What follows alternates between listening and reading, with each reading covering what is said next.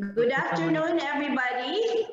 Project Balik Buhay presents Back to Business, Back to Work, webinar for the business community, building market confidence with safer work.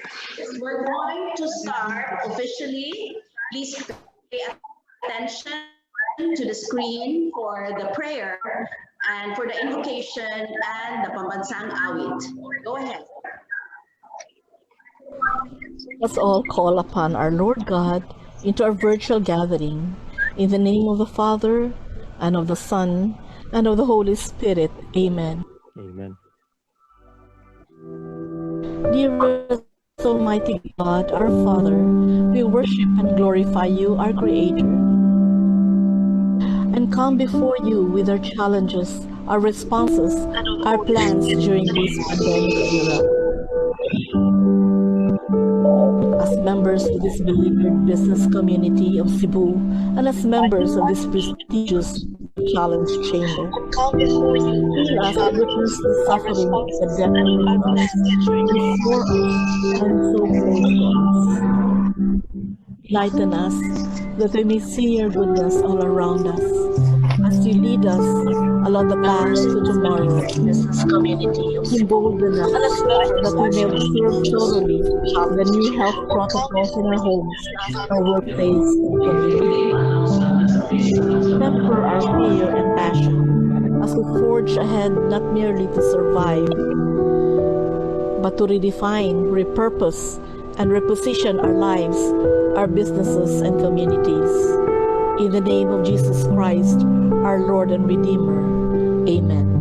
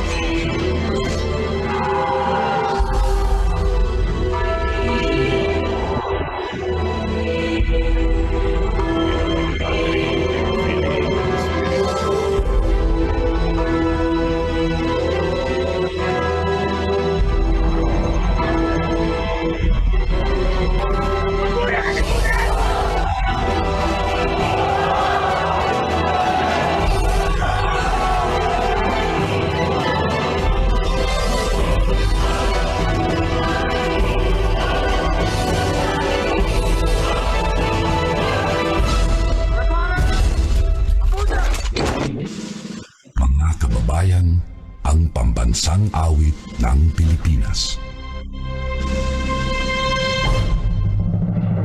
Kayang magiliw, kaya sa silananan, alam ng puso, sa likid mo'y buhay.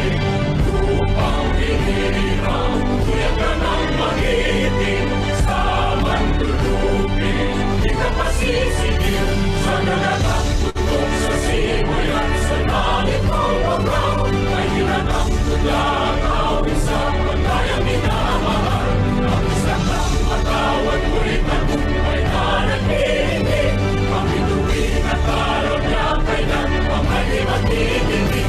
Lupa ng araw ng walhati pagsinta, buhay langit sa piling mo. Ang hindi kaya ng pagkay mga amin, ang mamatay ng dahil sa'yo.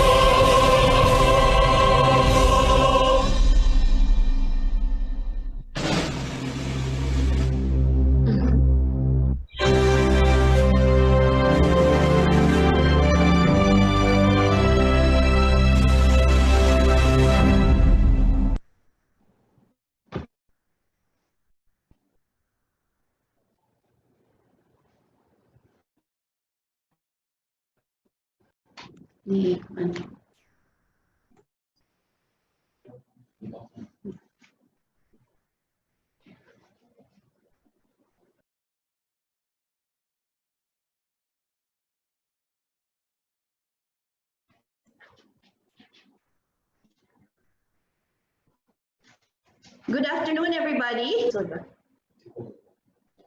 Good afternoon, everybody. We are over 100 participants. Good afternoon, everybody. Good afternoon. Good afternoon. Good afternoon. We have over 100 participants. So we have adjusted the occupancy of this webinar, but those who are already, who are interested to join, you can check out our Facebook. We're live on Facebook. And we welcome our participants. It's over 100, excluding the ones on the FB Live.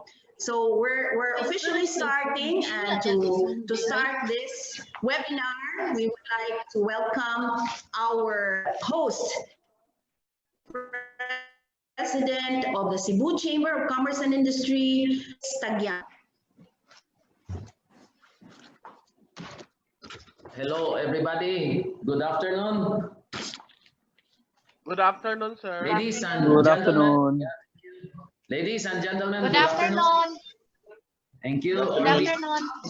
Cebu Chamber of Commerce and Industry, as the host chamber, and the Cebu business community, which consists of Mandawi Chamber of Commerce and Industry, the Cebu Filipino Chinese Chamber of Commerce and Industry, the MEPSAM Chamber of Commerce and Industry, Philippine Retailers Association, Cebu Chapter, Hotel Restaurants and Association of Cebu, Chamber of Real Estate and Builders Association, Cebu Chapter, and the Abuitis Group of Companies. I welcome you all to Project Balik Buhay webinar.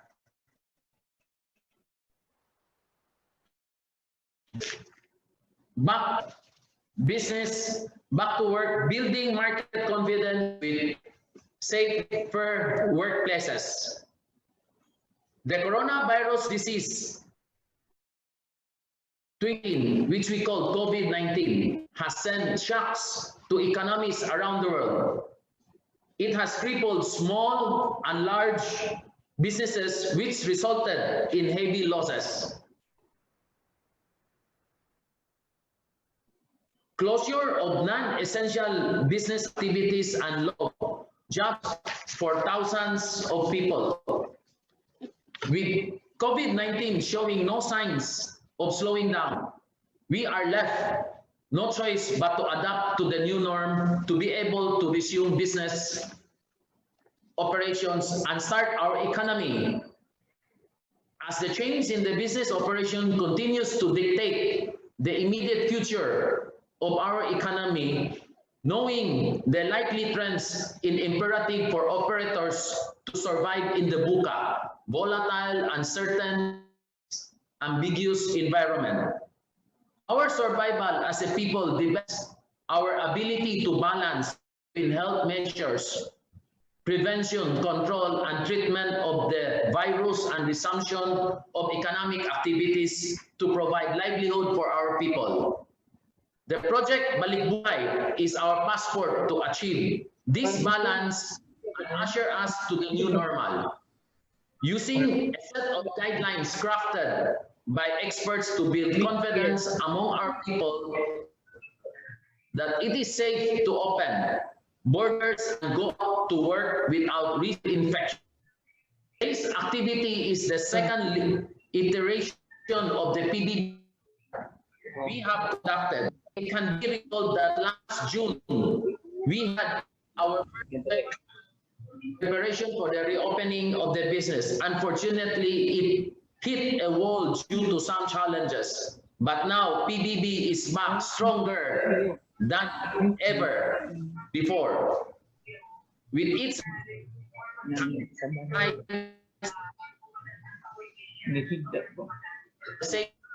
opening to work together in cementing cooperation, competition among each other. Now more than ever, we cooperate and adapt best practices to manage the impact of the COVID-19. In closing, I would like to send my appreciation to the Office of the Presidential Assistant for Visayas, Secretary Mike Dino, and the Regional Development Council Chairman Kenneth Runpoy for their relentless support to the business community of Cebu. I am optimistic that we, Cebuanos, can all rise from this adversity and bounce back stronger than ever. Thank you for your presence this afternoon, and good day.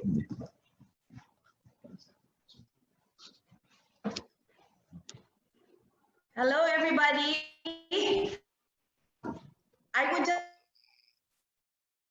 make the chat box and key in your questions box and look at your questions, and we will have a panelist later on who will be answering the FAQs or the frequently asked. So please stand by. We're going to start our topics now. Okay. So first part is about business community united to safely revive the economy. Well, Development Council 7 Chair to give us the rationale and rebirth of Project Balik Buhay and its intent beyond COVID. Take it away, Kenneth. Yeah, hi, good afternoon. Thank you so much, President Felix, for inviting me here.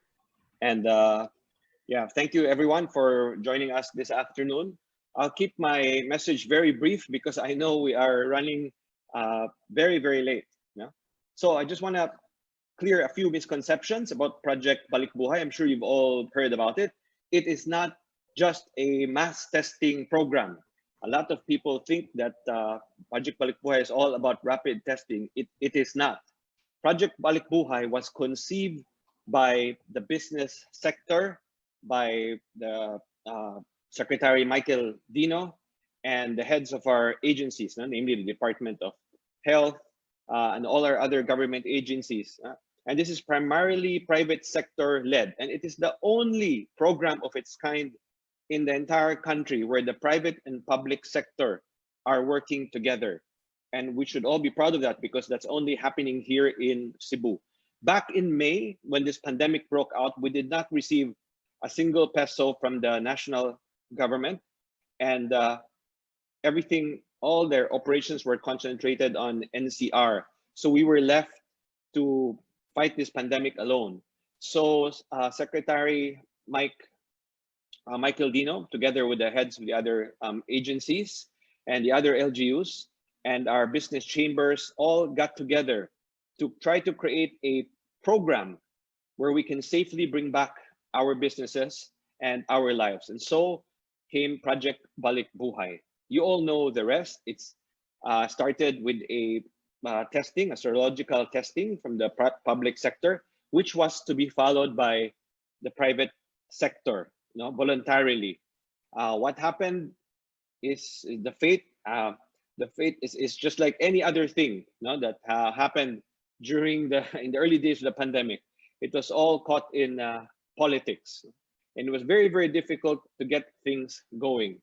And we still discuss among ourselves that if we had implemented the program then and the plan which we had for Project Balik Buhay, perhaps we would not have gone back to ECQ. If we had all, because we had a plan and we were one of the very, very few regions actually with a comprehensive and concrete plan on how to open up our business slowly. What happened during GCQ, you all know, everybody got out, so our cases rose again, our hospitals were overwhelmed. And so now is a chance for us to bring back everything that we planned, Project Balik Buhay, and much more to make sure that we do not go back to the cycle of ECQ, GCQ, ECQ. That would be disastrous for all of us. And so we are here this afternoon to listen to our speakers on the plans set forth by Project Balik Buhay, and we added more. In fact, does not only cover testing, but also a very, very safe plan to be implemented by us in our work places. So that was the rationale for Project Balik Buhay. And this is, again, this time it's a private sector led with the support of all our national and local agencies. No? So thank you, everyone. And I hope we all get something from this so we can safely reopen our businesses and bring back our lives. Thank you.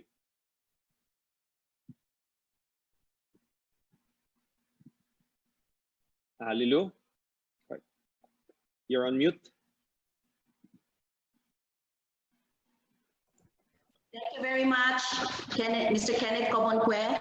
And we will now proceed with part webinar about mindsetting and alignment. It will delve on the impact of COVID-19 and the need for us to balance life and livelihood, and the need to address points and challenges so that we can revive the economy. Please welcome RBC 7 Economic Development Council Chair and immediate past President of the Cebu Chamber of Commerce and Industry, Nonoy Espeleta. Thank you, Lilo. Can you hear me? Yes, I can hear you. Can you hear me? Okay. Maayong hapon sa tanan. Good afternoon, everybody. Can you see the screen I shared? I'm sharing. Is it clear? See your screen. Okay, thank you very much. And I'd like to welcome everybody here, mga kauban sa buhat, my fellow advocates, my fellow volunteers. In fact, what has kept us busy, especially during this pandemic, we're looking at helping also government, helping the chamber and the businesses. Our main livelihood has become, in fact, a sideline at this point in time. And so here I'd like to also reinforce what Chairman Kenneth also mentioned earlier. I'll just go quickly, and also at the same time, what we are facing, the impact of COVID, as well as how we should respond to this. So here, PBB, we call that the first generation, came about really to balance our effort to balance life and safety, life and livelihood, so that we'll have safe workplaces. And we were challenged to really ramp up the economy, but because of the border restrictions, as well as, as a lot of differing executive orders from the different LGUs, we've got to come together to come up with a very good, win-win execution. And that's why we call it the impetus also of the Project Balik Buhay was the Tri-City Reciprocity Agreement. And we came up with, classification of workplaces on risks, on risks versus economic impact. We came up also with clear programs on what private sector has to do. Also, of course, in partnership also with the public sector. We came up with testing protocols. We came up with establishing also of workplace standards. So we had a lot of initiatives. In fact, we had the awareness campaign program. We had a press conference. In fact, on May 20, if you recall, we really had the first webinar on back to business, back to work. So here, this is a return of that same kind, but of course, an enhanced webinar. Okay, so what happened? Okay, just quickly. Okay, DTI and DOLE came up with a very, very simple 6-page interim guideline, which made also our, PBB guideline looks complicated. No, because it has detailed guidelines. Okay, and then the other thing also that DOH, DTI, DOLE came up with an order. There is no need for the returning employees to be tested. And the third also was, oh, well, in fact, that was on May 21, they came up with a guideline, but July 17, they came up with an appeal to businesses that we should conduct random rapid tests for workers. This came from from DOH. And then we came up, well, the border and the tracing app that we developed became unenforceable. So these are some of the reasons why Project Balikbuhay's trusts became, irrelevant at that point in time. No? And of course, we say the political dynamics around, no? And even no less than General Simato as well as General Feliciano has observed this. No? So, end of May, PBB hibernated. So, murag nawala ta. But despite that, we were also still doing a lot of things while PBB was in hibernation. No? But fast forward, okay, what happened in June from ECQ to GCQ in June? What went wrong? And you can remember this, no? And in fact, no less than our president scolded us, called our attention, even branded us, gahi mog ulo, dili man good na karon lang. Look at that, no? Hinay pagyud mulihok, unya og mulihok, magyaw-yaw pagyud. Imagine that, no? That is what the president said among labeling us Cebuanos. No? It was a challenge. In fact, no, we picked this up from the Straits Times. I think this is a Singapore newspaper. It says Cebu City set to be the new COVID-19 epicenter. And so General Simato was sent here. And it says to coordinate also efforts of the different LGUs, because at the time we know that the different LGU leaders of different EOs and the different approaches, there was really no alignment. No? Even within our own city, there seemed to be no alignment. So we're happy that 2 months after, when General Simato came, he called us and he looked at Project Balikbuhay and he wanted it relaunched. So this is a very, very encouraging. That means, after all, pwede naman yung Project Balikbuhay. In fact, we had a lot of good words coming from General Simato as well as General Feliciano.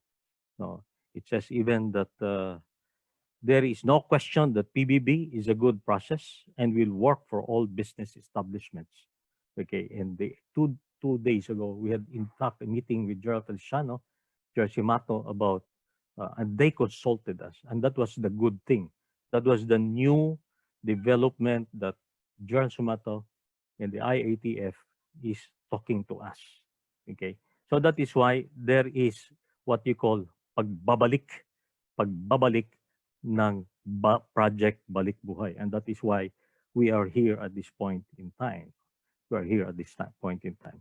So pagbabalik ng Project Balikbuhay, and this is the first activity that we are conducting aside from, as I've said, ramping up the economy. Meanwhile, the impact of COVID-19 in our economy, and we all know about this. This is the first quarter result. And if you magnify, because the second quarter result, the GDP, we are down to 16.5, negative 16.5. And I think we are all feeling that. 16.5, in fact, is the lowest. Reality check. Is my business badly impacted? I think most of us. If I reopen now, what are the chances of surviving? And should I exit now or just wait or reboot or repurpose? Now look at on the right side, these are the winners. On the left side, these are the potential losers. And it is also, in fact, proven, this chart is proven by the latest result of the performance. Second quarter GDP growth rates by industry. And many of us are on the bottom side or left side. And there are only a few on the gainer side. So as reported by Yusik Dennis Mapa, on an online press conference, the GDP growth rate dropped by 16.5% in the second quarter of 2020, the lowest recorded quarterly growth starting 1981 series. So this is worse than, the Marcos times. So here, we need to reboot. We need to rebound the soonest possible time. And what is the prospect on the third quarter? We have yet to see, but we hope that we have reached already to the bottom. So therefore, it is really incumbent upon us to revive our economy. And what is the impact here? No, even unemployment rate. This is an all-time high unemployment rate, no, hovering about 17%. So there are displaced, retrenched workers returning OFWs, the forced to retire professionals, and we are seeing also more unenrolling students. Some people will say, I will not yet enroll because, what is it? Virtual, or is it going to be distance learning, or is it going to be face-to-face? So we're seeing a lot of unenrolling students and uncontracted employed freelance workers. Okay, so closer to home, Cebu Chamber of Commerce conducted a survey last July, and there were more than 200 plus respondents in that survey. And what does it say? So look at the respondent profile. Okay, a closer look here. There are companies from Cebu, companies from Mandaue, Lapu-Lapu, and Cebu province. The employee size, it is indicated there. And the results of the survey. Look at the results of the survey. Let me check this. Okay. 60% of the companies partially operated during ECQ. 18% of the companies temporarily had full closure during ECQ. Okay. And here, very, very interesting. 25% of the firms cut down 40 to 50% of the workforce, and 25% of the firms adopted flexible working arrangement. Okay, so what are the impact as well as on the revenue? It's indicated here. Now, this is interesting. Workplace interventions. Now, looking at the minimum standard requirement that was promulgated by DOLE and DTI, so 86% of the firms implemented the minimum health standards. In fact, I reported this. We discussed this with General Simato because he was asking, was it the business which caused the splurge, the spike of the infection? We said no. We are confident. We're saying no, it is not the business. In fact, 86% have complied, and 21% of the firms conducted COVID rapid testing of employees. Now, this is interesting. Out of those who conducted COVID testing of their employees, 14% were found to be positive. 14%. So this is, I think that is an alarming figure, 14%.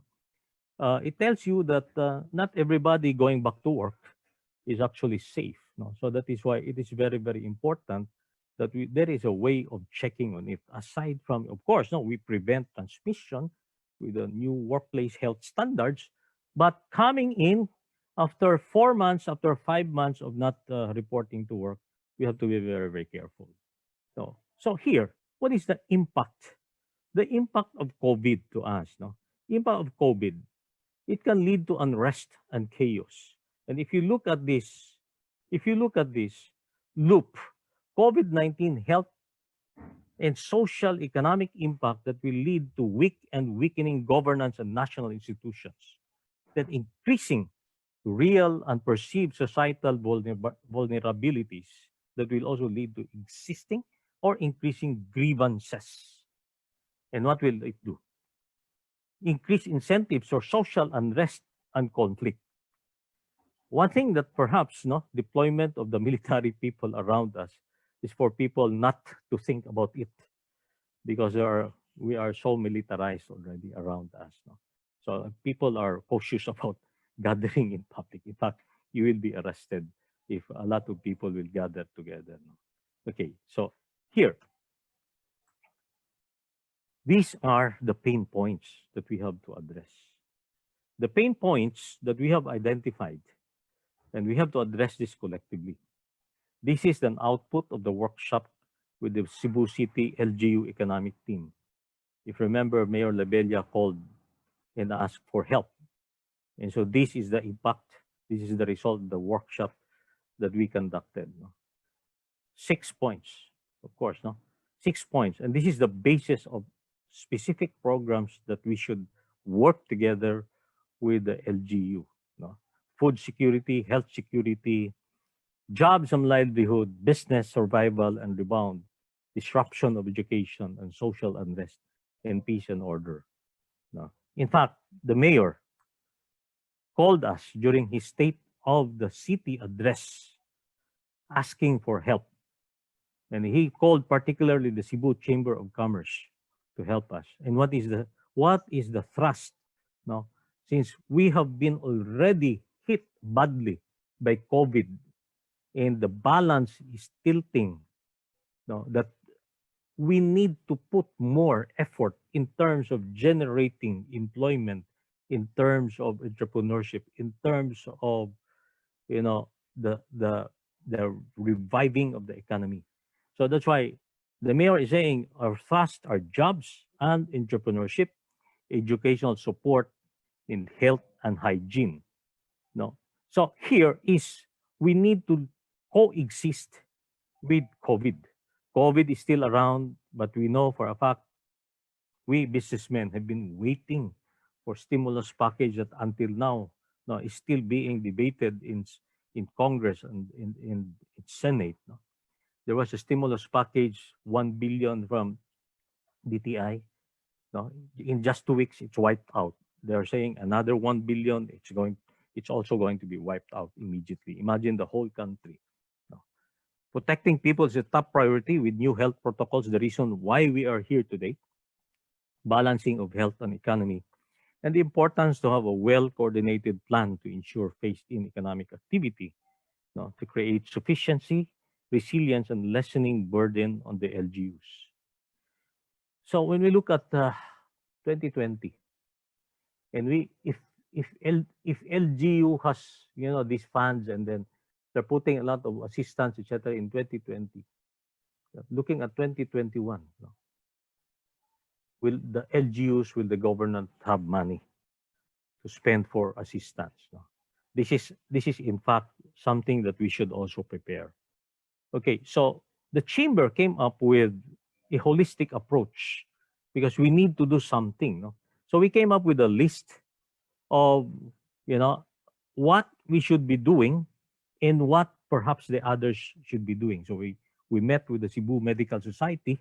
While PBB was in cybernation or cybernating, we were working on something with the Cebu Society, Medical Society, and in fact we approached Archbishop Jose Palma and working together to come up with a collaborative and holistic approach. This is just a checklist, and the chamber is encouraging. We're not saying that the chamber is going to do all of this, but we're saying somebody has to work, has to do this. And that is why we have invited a lot of institutions to join us. We believe that as what Chairman Kenneth said earlier, if only Project Balikbuhay would have been implemented, we would have been in a better situation today. But with that, in the sideline, we work on coming up with other programs, collaborating with other institutions. That's why here the birth of the Cebu Citizens Initiative. In the video that you watched earlier was a product of this initiative.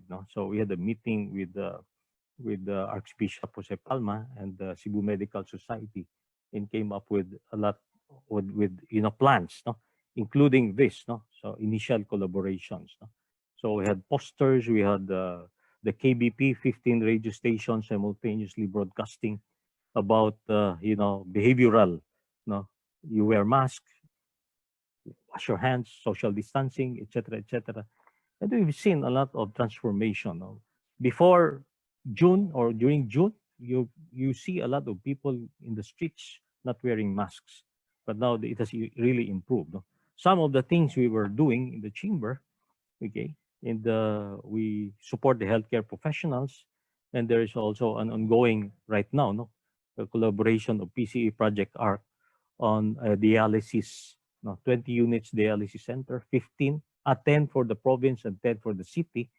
15 will be located in SM Seaside and 5 will be located at the Cebu City Quarantine Center. Okay, and then we are also extending our support to the city in terms of some advice and collaborations. And in the chamber, at the time before Jersey Mato called us to revive PBB, we were already determined to, work, campaign for new workplace health standards, implementing and also asking all companies to have their HIPCOs, health infection prevention control officers, and to help them, to guide them, as well as to provide self-audit guidelines and organize independent compliance audit. So moving forward, okay, what is important for us to revive the economy is also to build consumer confidence. Because if there is no confidence, consumer confidence, people will not go out. People will not spend money. If there is no activity, if there's no movement, people will not go out. People will not spend. If you do not spend, there is no consumption, there is no production, there's going to be no operations and no employment. So we know that this is a cycle. But who would be confident to travel? Who would be confident to go out if your healthcare system is not in place, is not prepared? Of course, vaccine is the wish of everybody. But even if there are developments already in the vaccine, when is it going to reach to us? When are we going to be vaccinated? With all of the people lining up and all of the rich countries, of course, they get the priority because they're investors also of these pharma companies. So what we need is a balance of the containment of the virus, treatment of the virus, and an economic activity at a certain level that will not cause also huge transmission. So we need also to have massive and affordable testing in early detection, IT-enabled tracing. The treatment capacity should be higher than your transmission rate and an increase in recovery rate, reinfection and reintegration protocol. And of course, as I've said, vaccination is a long-term, I would say, wish list. Vaccination is a long-term solution. So meantime, we need to revive and reboot the business so that we can re-employ our people. So what do? Small steps, but very, very important. New workplace health standards. The reason why we are here. No? Appointment of HIPCO and compliance to these standards. What standards? Is it the minimum? Is it, a more protective, more, stringent standard? Is it a standard that will guarantee that every customer will not get infection, that every supplier coming in, that every person in the workplace will come to work confident that he will not get any infection? Then a third-party audit and a rating system. On the other hand, that's why we said PBB should be beyond that. We need to reboot.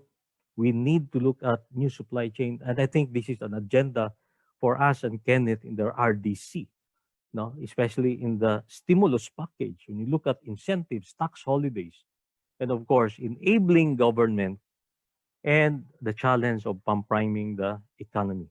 Another campaign also is, to encourage buying local. And so with that, If we are able to achieve that, we'll have a work-life balance, a balance between containment and as well as containment of the virus, as well as a robust economic activity. As I end, balikan natin. Ito talaga eh. Sinabi ng presidente. Ang tigas ng ulo natin eh. From ECQ. Ito na nangyari. This is what happened. From ECQ to GCQ.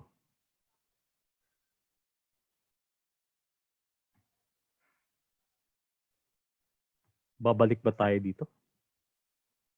If on the assumption we go to MGCQ, although we are personally, I say, should we go to MGCQ?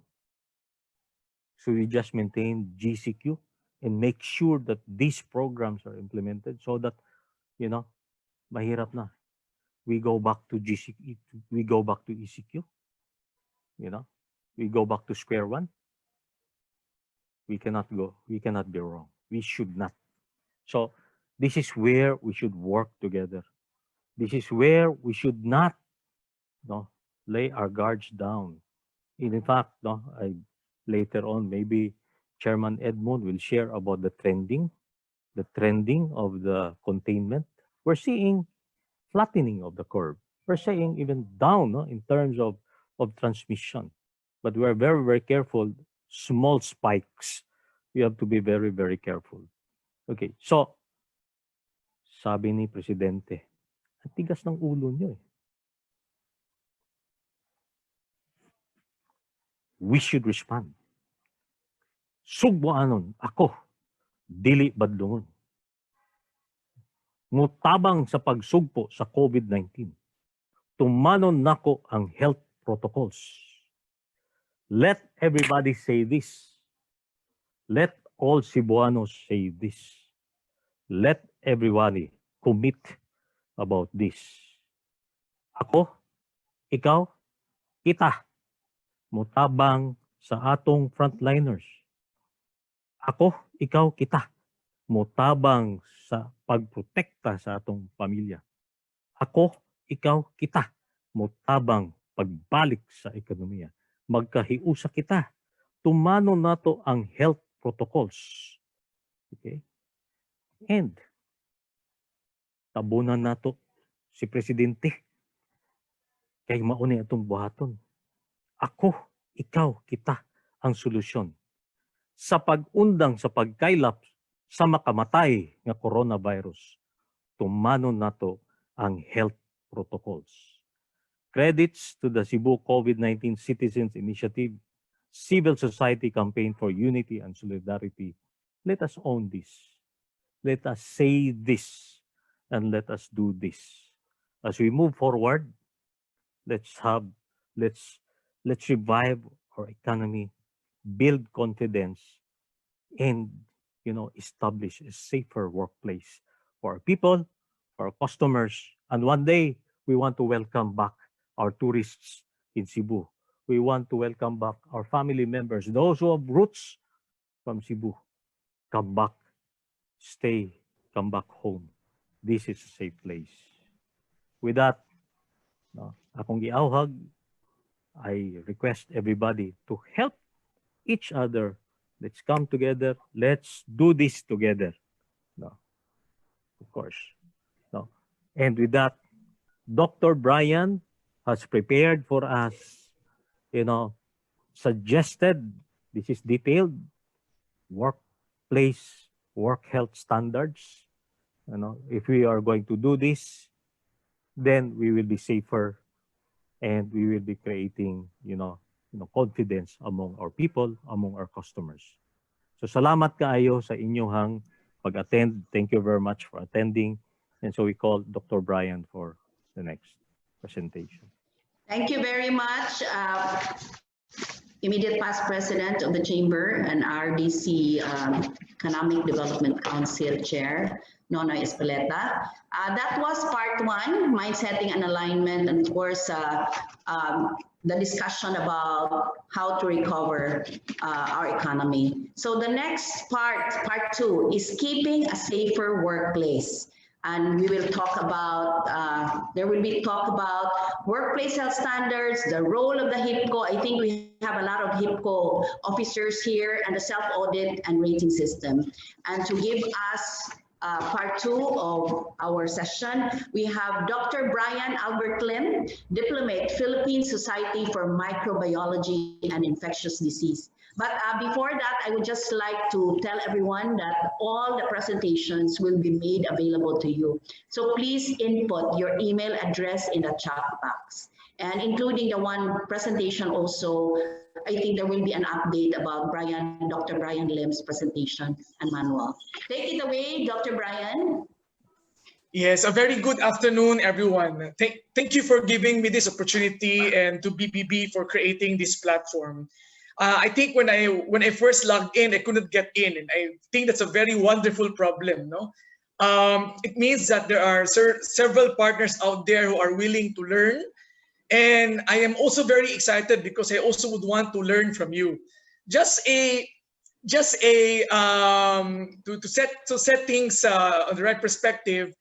This will be the first of a series of webinars that PBB will be doing, no?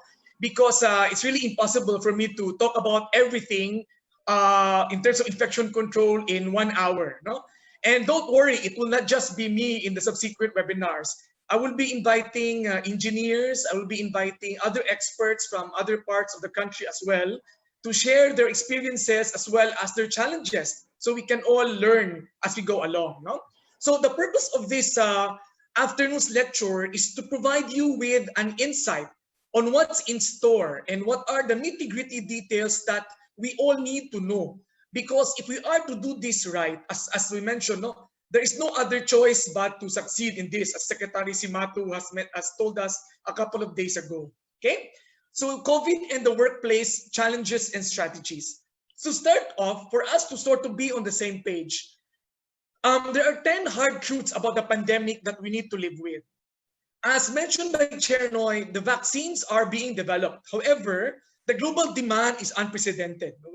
And the demand is around 4.5 billion people globally, but the capacity of our factories are in the millions, in 100 million. So even if a vaccine is successful, there is no guarantee that we can avail of it ASAP, no?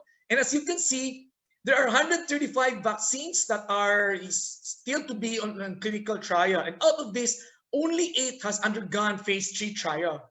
So we are still a long way, and we still don't know whether these vaccines will work or not, no? So the best way to do is really to prepare our workplace, because in the number of years that will come, we need to really reopen safely. And doing it safely is the way to go. Next is, of course, we know this, our businessmen know this very well. ECQ works as a health measure, but disastrous economically. Really, we cannot afford another ECQ, and that's a fact, no? As much as I would want it as a health worker, masarap ang ECQ, nindot kaayo, okay, we can rest, we can go back to our families, but we know that there will be many who will go hungry. So we need to really do this right, no? So we don't go back to ECQ. And the third reality that we need to deal with is preventive measures really work only if compliance is consistent. I think this is the missing ingredient in the past. We were telling people about wearing masks, social distancing, etc. But let's go to the streets, a couple of weeks ago, and we know people were not wearing their mask, right? Look at this, no? There are many permutations on how to wear the mask. The nose is exposed, the chin is not covered, and look at this, no? The mask is easily placed on the neck. So if the neck is contaminated, you put the mask back on, you would actually be worse off, no? So again, all of these preventive measures need to be emphasized over and over again. And not just that, we need to ensure that compliance is consistent, because it only takes one mistake, one error for an outbreak to occur. So we have to be very careful. Now, what is the next reality? Virus is here to stay. in the history of humanity, we were only able to eradicate smallpox, no? And because there was a global vaccination program, and vaccine is quite effective. No, however, we still have measles, we still have rubella. For the bacteria, we have leprosy, we still have all of these pathogens of biblical proportions. No, so we have no choice but learn to live with it. No, Thailand is a good example. You can Google, and Thailand is probably one of my favorite countries in this pandemic response because they are very similar to the Philippines economically, yet they are able to open safely. And it's remarkable because people really do follow the rules. And look at these pictures of monks wearing masks that is matching colors pa sa ilahang kuan, no? Sa ilahang murag sutana, no? So they're even wearing face shields. So this speaks a lot, no? Living with the virus is possible. What's a living proof? Me, no? I've been treating COVID patients since March. I've treated hundreds already. Every day I go on rounds. I'm still alive, and praise the Lord. I am still negative. I am IgG negative, no? And I think it's because I am obsessive compulsive. No, I don't eat in the hospital. I never take out my mask when I'm at the hospital. No, the alcohol is my best friend. I take it with me all the time. I wash my hands every possible chance that I get. So living with the virus is possible. And health workers have been doing that since March. Next, investing in prevention may not come cheap initially, but I tell you the returns are worth it, no? Because even the hospitals now are beginning to realize that investing in all of these measures are a must. Because when you lose a health worker because they're sick, you close down floors, you close down wings. So in the end, your income, the number of patients that you serve, are actually mas dako ang imuhang alkansi. So even in the workplace, if we don't invest in all of these prevention measures, we don't invest in the HIPCO, we just trust people. My goodness, it's very difficult to just trust people to comply. There was this study, you know, people were told to please do not do not touch your face. So there were CCTVs everywhere, and there were even reminders. People were not, did not know that they were being watched. On the average, on an 8-hour work shift, on the average, people were touching their faces 40 times in an 8-hour shift. Can you imagine? So if there is no measures to assure compliance will be assured, then this would good, no? But I tell you, the returns will be worth it because if our workers are healthy, our companies will also be healthy in that sense. Design begets behavior. We know this is a market in Myanmar, no? Myanmar, interestingly, have low COVID cases, and maybe it's because also they're a communist country. At the same time, they're very strict. There are police all over. There are CCTV as well watching all these people. And look at their market, no? Currently, the EOC of Cebu City, we are working on redesigning carbon market, no?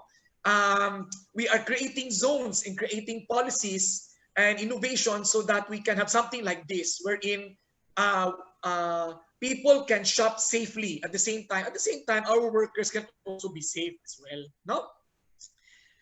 Again, design begets behavior. A good example by one of my professors in patient safety, no? It's very interesting. There was once, there were a lot of errors, no, in terms of nurses being able to mix up medications, no? And when we got to ask them why is that so, they said when they are preparing the medications, some doctors would actually disturb them and they're not able to prepare and really focus. So what we did was each time they prepare the medications, they wear a chaleco, no? And there's a note at the back: do not disturb preparing medications. And it's a simple innovation, but it was able to decrease medical errors by 30%.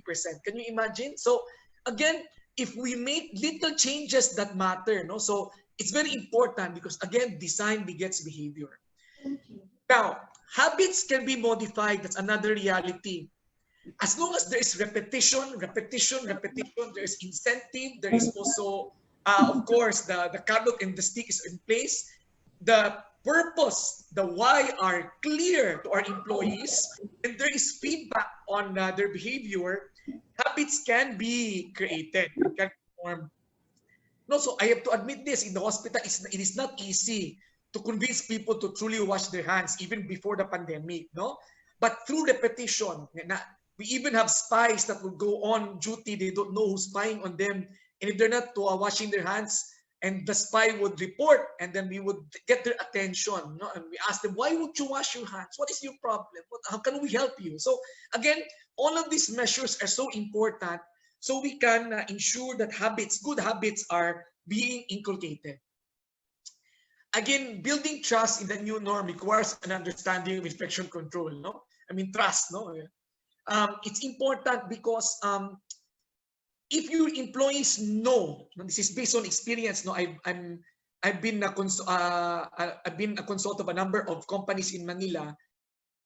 Employees begin to trust their companies more. They are more willing to go to work when they see that their companies are really sincere in implementing infection control measures, no? If they see their workers being taken care of, if they see that their workers are also reprimanded for violations, they feel confident that, hey, I'm working in the right environment. I am safe here. So again, in the new norm, branding and trust is all about infection control. Again, to live is to adapt in nature and in the pandemic, no? The coronavirus is a very successful organism, no? I admire it, no? As an infectious disease specialist, in a sense that it is able to jump from its hosts in the animals to the human beings. It is able to take advantage of our routine, of our being social creatures, our ability, our desire to be intimate, our desire to be together, and it was able to hijack that mechanism, our lifestyle, and has been very successful in causing this pandemic. So how do we do this? What is the solution? We need to beat it at its own game because we also know how it infects. So to do this, to beat it, is we also need to hijack its mechanisms, right? Okay, those are the 10 realities that we need to deal with.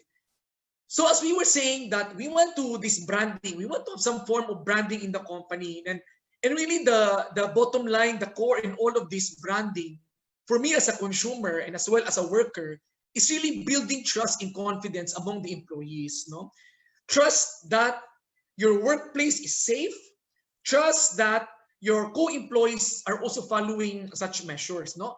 For example, I'm seeing COVID patients, and my decision to go to a hospital is, I don't go to all, no? I have a checklist. Does this hospital have a good infection control mechanism? Do they have PPEs? Are the workers trained, etc.? Because I will never go to a hospital that will put myself at risk, right? So it's very important as a health worker that you know that you are being taken care of. Again, this trust, no, the trust among employees, the core really is the workplace standards, is the basis of our workplace standards. Because I tell you, this also affects the mental health of our employees, no? And then once the workplace standards are set, then consumer trust will come. And then eventually the branding in the new norm. Because now, as mentioned by Chairman Noy, the city, the EO of the city, in terms of doing the new norm, is they're very serious in inspecting and making sure that the businesses are complying with these standards, no? And that's a good thing, I think. But of course, we have to make sure that the checklist is, of course, aligned with ours in the sense that it is also evidence-based, no? It's very important. Okay.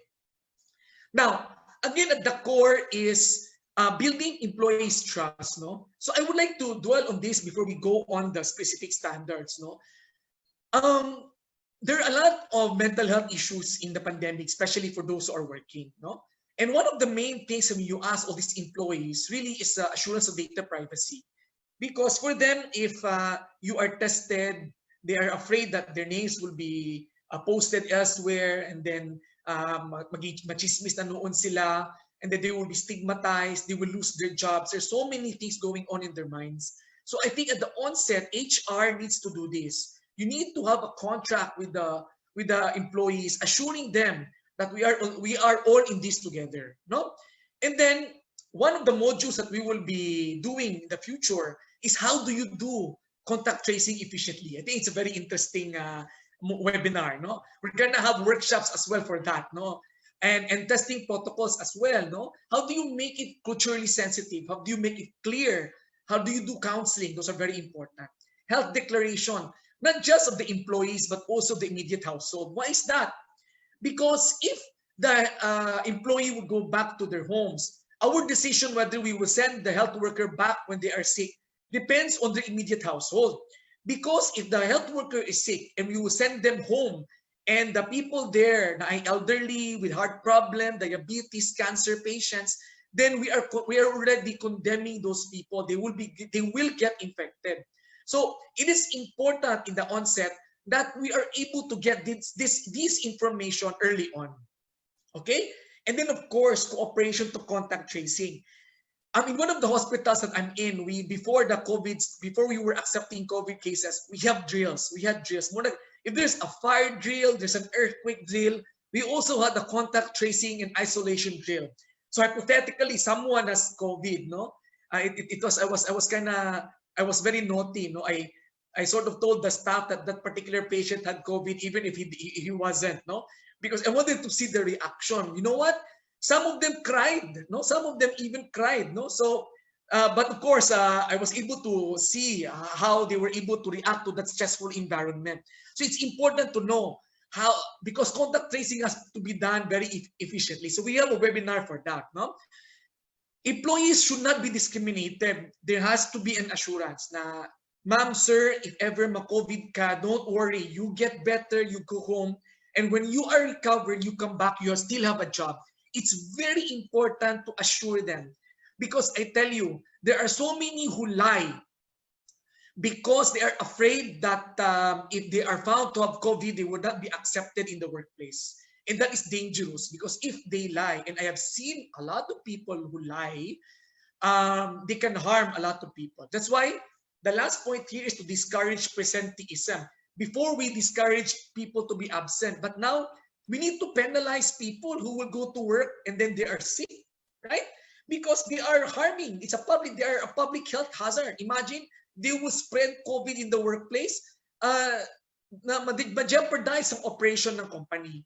So again, at the core of that hierarchy of branding is truly, let's build that trust in the employees.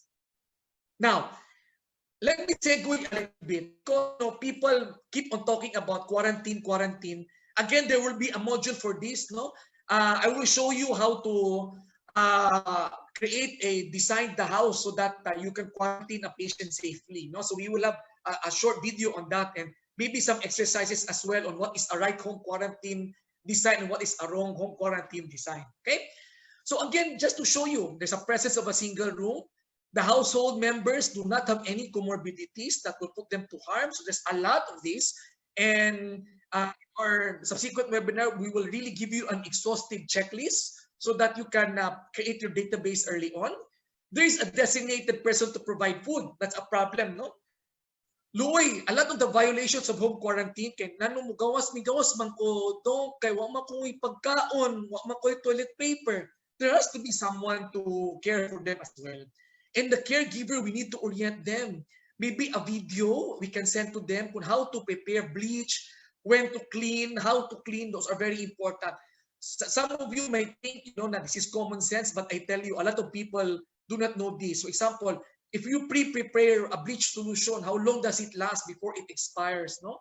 So how do you clean and wipe all these surfaces to ensure that they're really disinfected? No. So again, there's a lot of things that need to be taught. And then availability of disinfectants. So you need to ask your employees earlier on so that we can provide in order to ensure that compliance is assured. And of course, the mask at all times. And they are linked to the LGU. In our contact tracing webinar, we will teach you a system on where to refer and who to refer and when to refer as well. No? So again, the general guidelines of the workers, again, the health database is so important. Kay dili pwede mag-cramming. This is what I have observed. I receive a lot of calls from companies, no? Doc Brian, I have a patient na positive sa PCR. Anong gagawin ko? It takes them 2 to 3 days to contact trace, to isolate. It's crazy. So it should not take that long. If you have the database already, you would just check. Okay, you were isolated. What zone in the office did you come from? You already have a list of those who were contacted. Okay, do not go to work, home quarantine. Okay, and then you will check your database. Okay, these employees their homes are qualified for quarantine. Okay, you go ahead. These employees do not qualify for home quarantine. Okay, I will refer you to an isolation center. You see, it should be that easy, but it will not be easy if you don't have that preparation beforehand. So the HIPCO is crucial in ensuring that these things are well implemented. Daily health monitoring also is very important. Smoking, if you smoke, you have 4 times likelihood to get COVID. No alcohol intake, it weakens your immune system. But alcohol in the hands is all right. No, flexible leave arrangements. If they are sick, there has to be a way that they can leave. No, adequate training and education, and maybe work with the HMOs if they can have packages as well. No, kay luoy man. Hopefully, some HMOs may cover some testing or some quarantine expenses if that's possible. I don't know. No. Now, going back, so we are here in building trust, getting that informed consent, redefining the employer-employee relationship. The next thing is, of course, the workplace standards. If you look at literature, it's so wonderful. When Chair Bano and I started this last April, there were very few guidelines. We were scrambling, we were researching, we were asking experts around. But I'm very happy now there are a lot of guidelines. I'm very happy. That's why we need to update the manual. I will, of course, email to those who would want a copy this Monday, because there are certain things that I need to update pa, especially on some disinfection protocols. But all of these guidelines follow this framework so that you don't get lost in all of the flood of information. Okay. First things first, the best infection control strategy truly is elimination. You remove the hazard. Okay. Morning, you work from home, okay? You isolate certain people para hindi sila magkahawa-hawaan. Zoning, it's part of it as well because you're eliminating the hazard. You minimize your deliveries. At the same time, you make sure that the delivery, we have a webinar on that. The delivery schedule, they will place it here, and then where do you put the dirty ones, the clean ones, etc. There is a way to do that. Substitution, you replace the hazards. In this one, the Zoom meeting is a form of substitution. If there are meetings na pwedeng email, if there are meetings na pwedeng Zoom, why not? No? So very important that meetings should be very clear in the agenda. Never attend a meeting without a clear agenda. And when you evaluate meeting, there should be a meeting clearinghouse. There has to be, the HIPCO has to pre-approve these meetings. No? That's very important. Has to pre-approve. What is the agenda? You know what? This topic can be done by Zoom. This can be done by email. So that the meetings are just really for essential face-to-face. Okay? So that's part of the HIPCO's work. Engineering controls. Now, I will tell you all of this. No, this is quite expensive. But in the long run, this is actually quite beneficial. No? And administrative control is how do you change the way the people work. As we mentioned, design begets behavior. And of course, the PPE, the mask, the face shield, etc. But what is interesting? We focus on the PPE, and this is the mistake. People look at the PPEs as the bread and butter, or should I say, the holy grail in infection control. It is not. Because in terms of the most effective to the least effective, is the least effective because this is prone to violation. Because it's so difficult to monitor everyone unless you are Big Brother. PBB po na, no? Pinoy Big Brother, no? Observing all your employees 24/7. But you cannot do that. So that's why all of these engineering controls, all this hierarchy of control should be there. Okay. Now let me discuss this as an overview because I only have 1 hour. But in the subsequent webinars, we will have several examples as well. No. Okay, now, as we mentioned, elimination and substitution, work from home. As we mentioned, schedule meetings, minimize attendance. There's a meeting clearinghouse so that unnecessary meetings should not be there. And zoning, I will tell you what this is, what it means.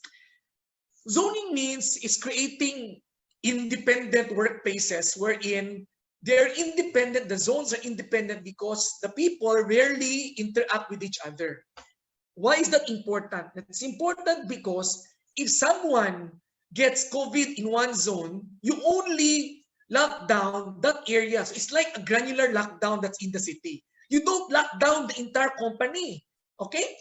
That's assuming that you have very good zoning. And it's also very good because in that zone, you know who the people there. the HIPCO is so easy. You know what? Lockdown zone 1. It's easy because you know the people who's there. Okay? So in this design, there are a lot of design strategies, you know. So here they have color-coded their design.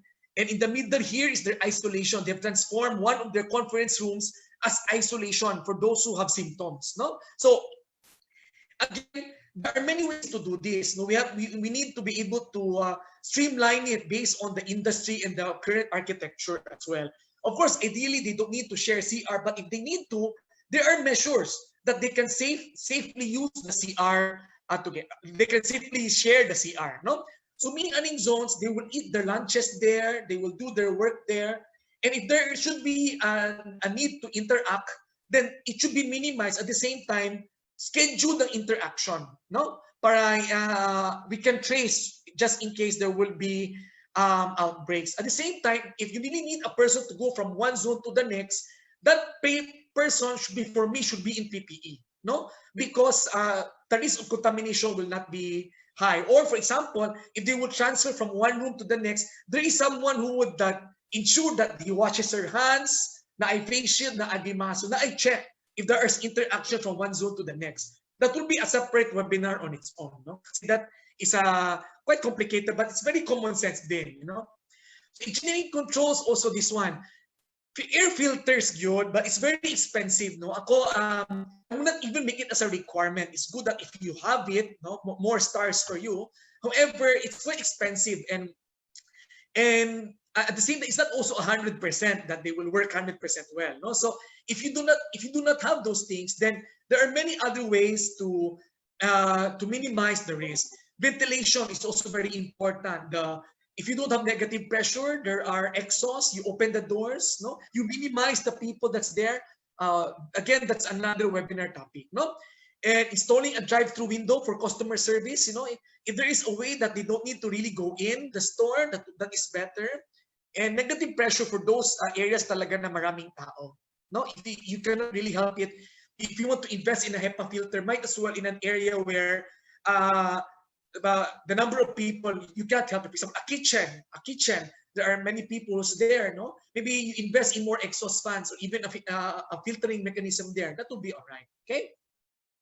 Now, this is an example here. No, as a sample of zoning. No, if you can see the first picture, this is a bad design. You see, they're less than 6 feet away, and there's also less than 6 feet apart. Okay, so how do you do this? How do you do this? To do this, you can do this. You can, separate them 6 feet or more, and there should be no worker across because the length of this conveyor belt is less than 6 feet.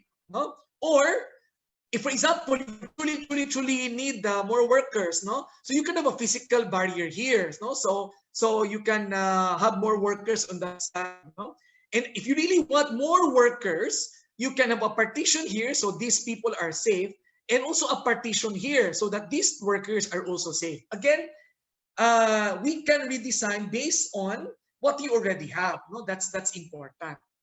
Okay. Next is administrative controls. It's important that in our webinar on the HIPCO and how to monitor compliance, there are many strategies in infection control in the hospital that we can actually transplant in the industry.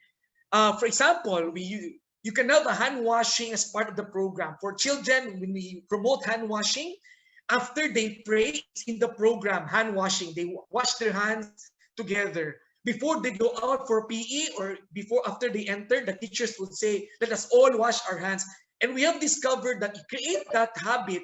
When they go home, these children would instinctively or knowingly also wash their hands. So it's really the repetition that's important. So even in meetings, we can say, you know what? After the Pambansang Awit, let's all wash our hands. No, that would be a nice practice. Huh? There's even a cough police, no? Kung may marinig na may umubo, someone would say, practice cough etiquette, please. No? Parinig. And to ensure alcohol dispensers are full, it's so important, no?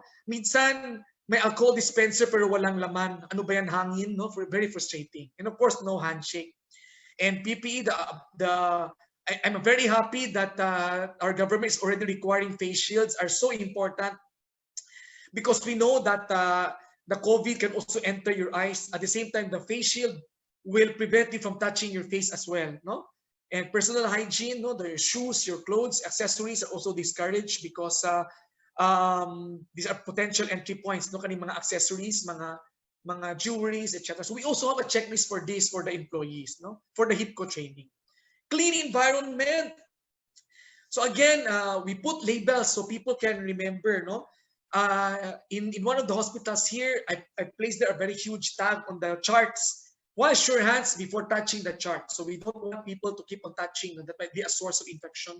So there's also a reminder after you touch the chart, even the nurse will say, Doc, wash the setong hands, no? So in a restaurant, maybe before you serve the food, there's a hand washing dispenser there. You can tell them, ma'am, sir, please, let's all wash our hands. They will wash their hands. That would be a good practice, no? So cell phones, accessories, put in plastic bags so that they can throw it away later on. Posters, education materials in the restaurants, in the menu, in the cashier. It is total brainwashing. Paulit-ulit, repetition. Okay. If you can do paperless, cashless, that's best. But in the Philippines, that might be difficult. But there's a way to handle money that is safe, no? Okay. Now the respiratory hygiene, as I mentioned, the cough police, the mask monitoring, the HIPCO spies are there, and they report to the HIPCO. At the end of the day, the HIPCO would talk to those employees. Dili naman yung sikahan, kasabaan, but more of asking, how can we help you comply with padungog para maulaw sad, no? How can we help you? Do you need alcohol? I'll give you alcohol for free, no problem, no? So it's that, no? So that it will be ingrained in their minds that the company in the HIPCO are strict, no? It is funny, each time that the guard, when I enter a particular hospital, when I enter, they would automatically check their face shield and their mask because they know that I will call their attention, no, if they don't follow. Okay. So physical distancing, again, I like to commend a lot of the businesses now have X marks the spot. But unfortunately, people still do not follow the X marks the spot. They expect, I think, the X to follow them and for them not to follow the X marks. So there has to be gentle reminders, no? Very important, no? Okay. So personal hygiene, we know this, no long fingernails, no long hairs. I'm guilty because, I haven't had the time yet. But washable gown is good, no? For example, because the word here is you might be very clean in your company, but how sure are you that these people are working? They will not bring COVID into your company. So one way, in the hospitals, we provide them with scrub suits when they enter, no? So they change into scrub suits. Okay, so if you want, you can have a washable gown, perhaps, no? They can have separate shoes when they enter the office, especially when it's only them, so that the shoes in the office and outside are different. Because we know in the Philippines, people like to spit. Oh my goodness, so many spit around. And then so, baka madala pa nila with their shoes, no? So mabuti na pagpasok nila sa office, they have separate footwear. And of course, hand washing and jewelries, ideally, wag na muna magpaganda, no? And then cellular phones, etc. No? So I already mentioned the zoning, contact tracing. It makes contact tracing easy. It limits exposure. At the same time, you will lock down only certain areas and not all areas in your workplace. Now let's now go to architectural modifications. No, in one of the Maayo Medical is now going to accept patients. No, and I'm happy they're already part of the team in the COVID response. And since it's a hotel, there are a lot of carpets it's all carpeted. But we know that the problem with carpets, because when you talk, the aerosols will go there and it's very difficult to clean. So the policy that we did there was everyone wears a foot cover, right? So clean talaga. At the same time, mask and face shield, there's someone in the hallway monitoring, ensuring that whoever will go out have the full gear on. Okay, so there are ways to go around this. Okay. So the airflow, so very important, no? So you need to revisit your company and see whether there's adequate airflow. The more windows, the better. Now there's a study. In a level more than 6 feet, it can even go as far as 9 to 12 feet. But it's kind of scary. So if there is no circulation of air, it can accumulate inside. So there has to be enough airflow. Ideally, 15 air exchanges per hour. So in our engineering control webinar, we will invite an engineer and architect also to discuss what are the difficulties and the practical tips to comply with this safety precaution. So doorknobs, if you have automatic doors, that would be good. Get rid of your doorknobs. Put knobs that are in the foot. You can actually put a lever there that you can just easily put your foot there and then push and pull the door. Okay. So again, I would like to mention this a little bit, although there will be a greater, or let's say more detailed discussion of the super spreader sites in a separate webinar. But what are super spreader sites? As a introduction, super spreader sites are areas based on literature that has been found to be common areas of outbreaks. There are a lot of people na when you trace where their commonalities, it's actually in these areas. Security, very important. Our security guards have masks and face shield. The mask's not enough. There should be face shield, and their thermal gun should be long enough so they don't need to really lean over to the clients and customers. So it's important that the security has to comply, and also no exemption. So each time I go to a hospital and when the security notices me, they will no longer check my thermometer. I will be very mad. I will give them a long lecture. So why are you not checking me? I'm a human being also. Why are you not checking my temperature? So there should be that form of a form of how do you say this? Sort of equal tang tanan. No exemption to all of these measures. Okay. And lunch areas, again, in hospitals, in many areas in the workplace, lunch areas is the #1 super spreader. So now in one of our hospitals, I already prohibited them from eating ICU, because the ICU is an enclosed space. Even if their lunch room is very far away from the patient, based on the new data that the COVID can travel 9 to 12 feet. If the place is no ventilation, there's no exhaust, it can travel far. So these nurses, when they are hungry, I require them to eat before their duty, and there's food before and there's food after, but not in between. And if they really are very hungry, they need to step out and eat outside, in a separate place. And in some areas that are open, the lunch rooms, I sort of modified them that they are facing the window. Okay, I don't care if they shout at the window, but they are facing the window, so they are situated wherein one layer lang, they are facing the window, so it's safer. So again, it's best that your lunchrooms need to be monitored. Regulate the people there. It really makes me angry. Ako, grabe ko musuko na when I see violations of these. When I see nurses eating together, some of them are even laughing. I could understand because they are stressed. But there is no reason, absolutely no reason not to be scared that this is a violation, because it only takes a mistake. I tell you, I have a number of dialysis patients who got COVID because they violated the rule in the dialysis center that no eating. Some of them would take out their mask and eat. They don't care. Some would not. They would violate. So that's why we need to be more strict. Again, because when you are eating, you don't have mask on. Coffee areas. This is another issue because some share their mugs and they don't wash it. Some share their spoons, stirrers. So what if there's a COVID patient already there? You will have an outbreak, definitely. So get rid of it. If they want coffee, it should be in their tables already, And if they want a common site for water, the pressing, if you can modify that, you can just put foot pedal water dispenser is better, So delivery inventory, of course, we will in one of our webinars, we can do that. There's also some zoning involved in when you have a delivery. How do you receive it? How do you decontaminate it? That will be part, And meetings and cell phones, and of course the doors are super spreaders.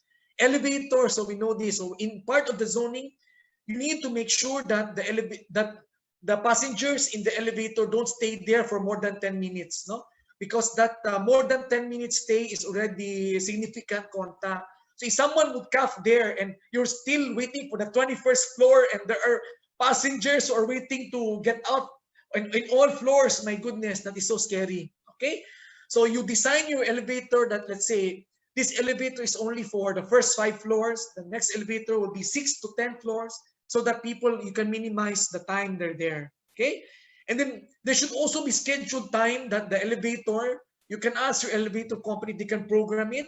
Maybe after each 30 minutes, it's open for around 5 minutes or so, just for ventilation to occur. And of course, no cars, vans.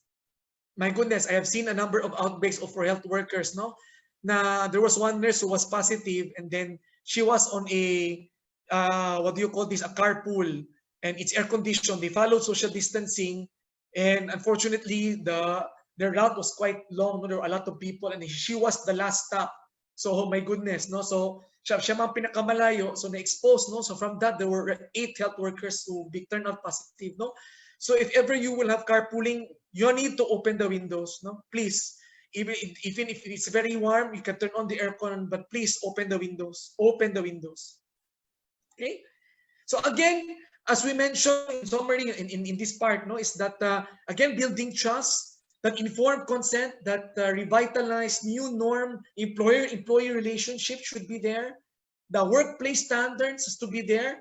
And that is just an overview. No, we have several webinars on specific topics.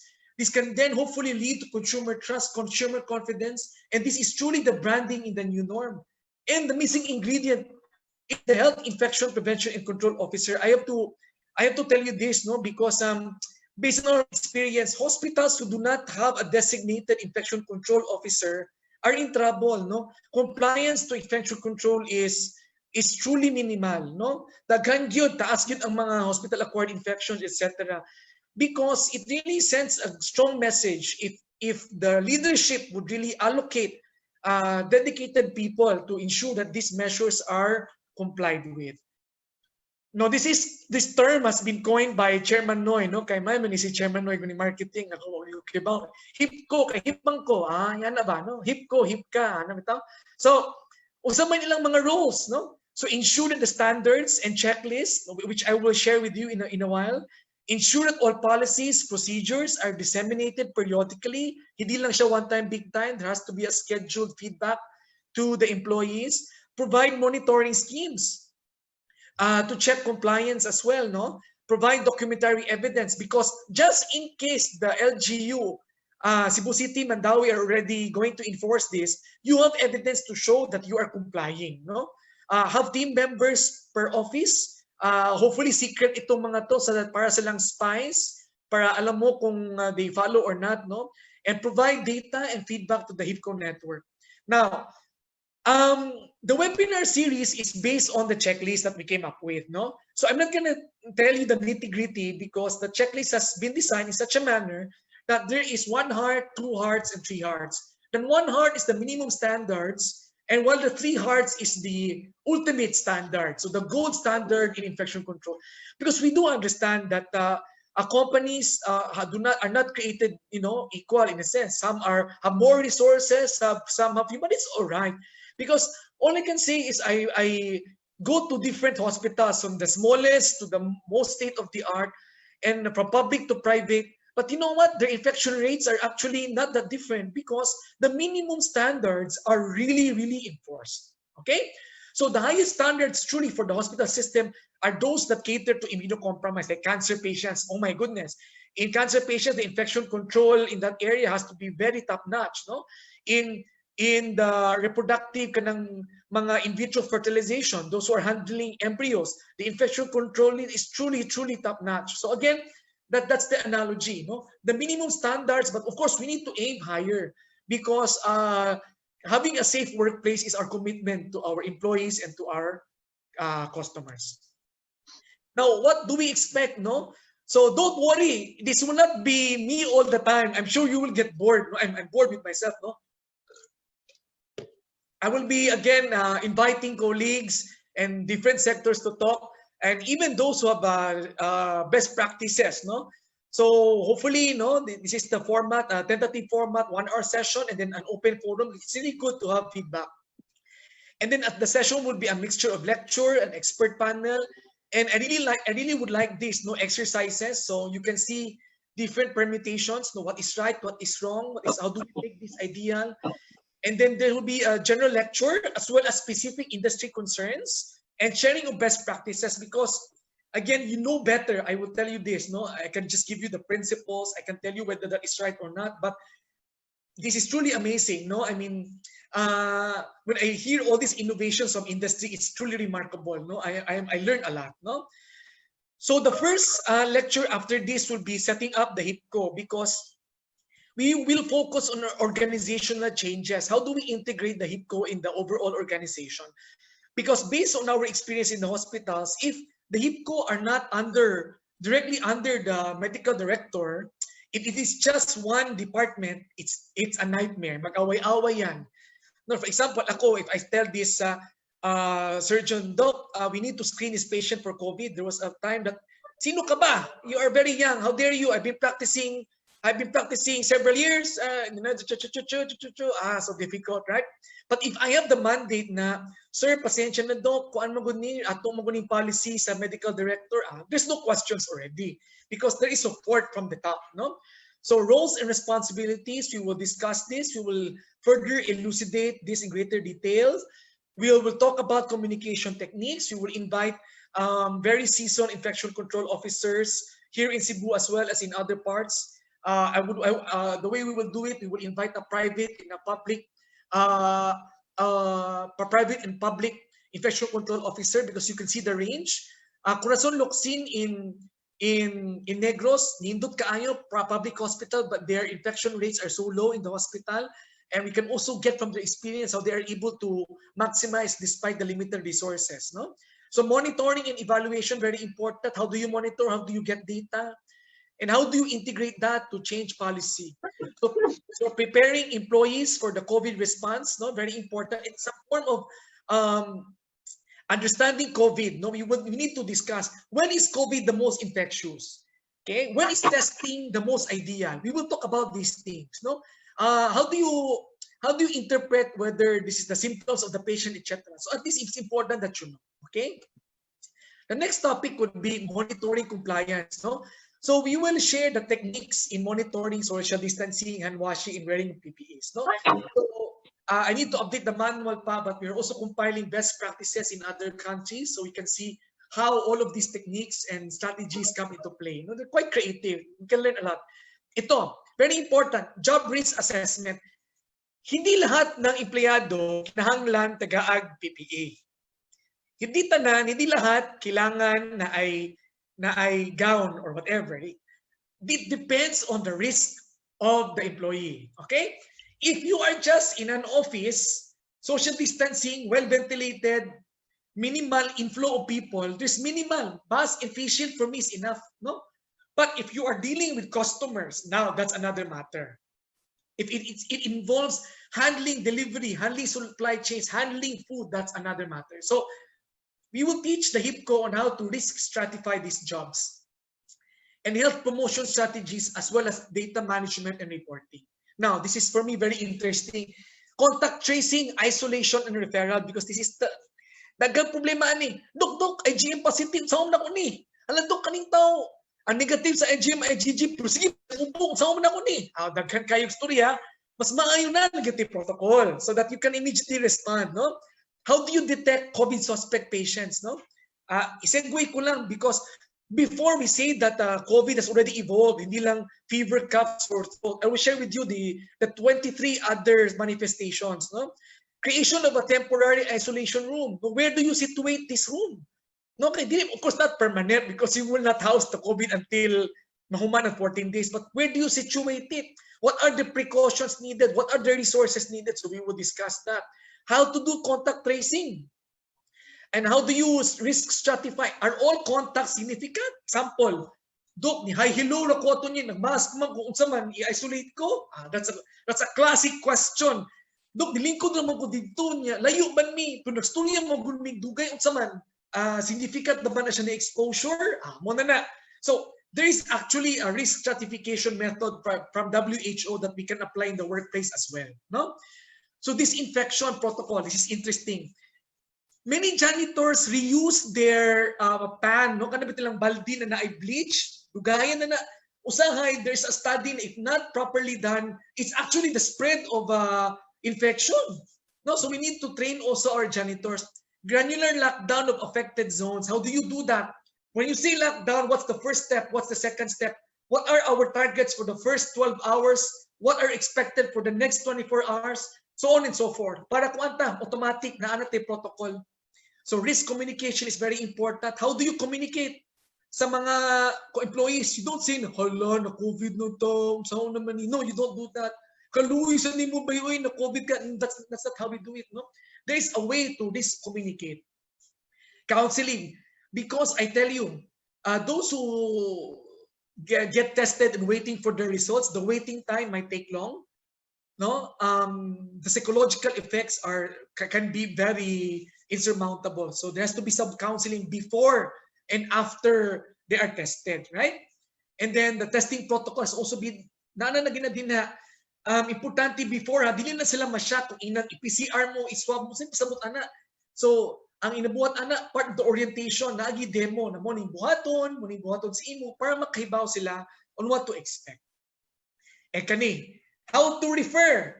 Mo refer ko sa bayanihan, mo refer ko sa Project NOAA, sa CCQC, etc. Unsaon man, kani hospital na ni unsaon man pag-refer, who to call, and what data are needed. Kay morning problema, mo refer ko, nya daghang mag-data, dili pa red, didugay pa kay kuha. So dapat pag-refer na kay data, kay bao na ka. You already know, so that referral will be smooth and you know, mas pass. The next webinar title will be Handling COVID in the Workplace. No? So how do you handle if there is a person who will have COVID? I would like to implore this to the businesses. It's important na we take care of our employees, even when they have COVID. No, the employees really do appreciate this. No, na home care standards, no, na back to work standards. Some of my friends, no, when the employees have COVID, they ask me a favor, and then I call their employees, and then I reassured them. Some of them would cry, not because they're panicking, but a cry of relief. Na ay, salamat kay okay di ay ko, Dok ha, salamat kay Dok. Even imo na silang i-text na you monitor, how are you today? You know, please text me your temperature and auto saturation. Even that simple reassures them. Okay, and back to work. Okay, do we need to test them again? What do we check? What are the long-term complications we need to be worried about? No. So again, that has to be very clear. Do we need to isolate them 14 days, 21 days? What if they tested on the 14th day, but they still have symptoms? What do we do? You see, these are very common questions. I'm sure many of you resonate with these questions. You hear this almost on a periodic basis, no? Linking up with the healthcare system. How do we link? How do we refer? Very important, okay? The next will be medyo madugo, no? So this, I will need the help of my architect and engineering friends, no, who have experience in engineering controls or designing infection control hospitals, no? So the ventilation options, if you can do plan A, what's the next plan? What is the etc. etc. And we will also present to you the evidence, no? Kasi there are options, and I will in that lecture we will show you the evidence. If you do exhaust fans, what are the risks? What are the benefits? And if you do this, what are the risks and benefits, etc. So filtration, air quality, barriers, zoning. Administrative controls. So we will discuss a number of protocols for meetings, the rooms and offices, for delivery, transportation, self-care, and health monitoring. It's all part of the manual, which we need to update pa and share with you all as well. So these are the common things in the administrative controls that almost all of us encounter, no? Okay, kani. There's a lot of questions about UV lights. So hand wipes, different kinds of masks. Unsa mas maayo, cloth mask, N95, KN95, respirator. Daghang kayo kinds na karon. So what are the evidence, no, to show this? How do you handle? How do you recycle? How do you reuse? So how do we save on masks, no? Do we hang it? Do we put it on our one? What's the best way to, when you take it out, how do we place them, etc. So nagkataging anang istorya. UV, does it work? Is it really recommended? If you really wanna do it, what are the risks? What are the benefits, etc. So proper use of disinfectants, we will also discuss about this. And cleaning procedures. Since there will be an isolation room, no? Temporary. How do we clean that after when there's a symptomatic patient, no? Okay. This one, mental health in the workplace. So I will get the help from our colleagues in psychiatry and psychology. How do we do pre and post test counseling? No, there's a method to do this so that they will not be afraid. How do you pick up the signs or employees are already scared? They're already lying. No, there is a form of cognitive investigation when they are lying. No, so we will share this as well. It's going to be an interesting session. And also, what are the mental health resilience activities to make? Let's make infection control fun. No, in hospitals we have selfie contests. We have compliance. This area has high hand washing rates. They get a reward or something like that. We can make it fun. We can make it fun. And how and when to refer to psychiatrists. No? Again, there is so much we don't know about the virus. However, we know more now than we did before, and we are now better prepared. I will tell you what has been what are the new things out there. No, before the symptoms that we know for COVID is only this: fever, cough, sore throat, nasal congestion. But now look at this.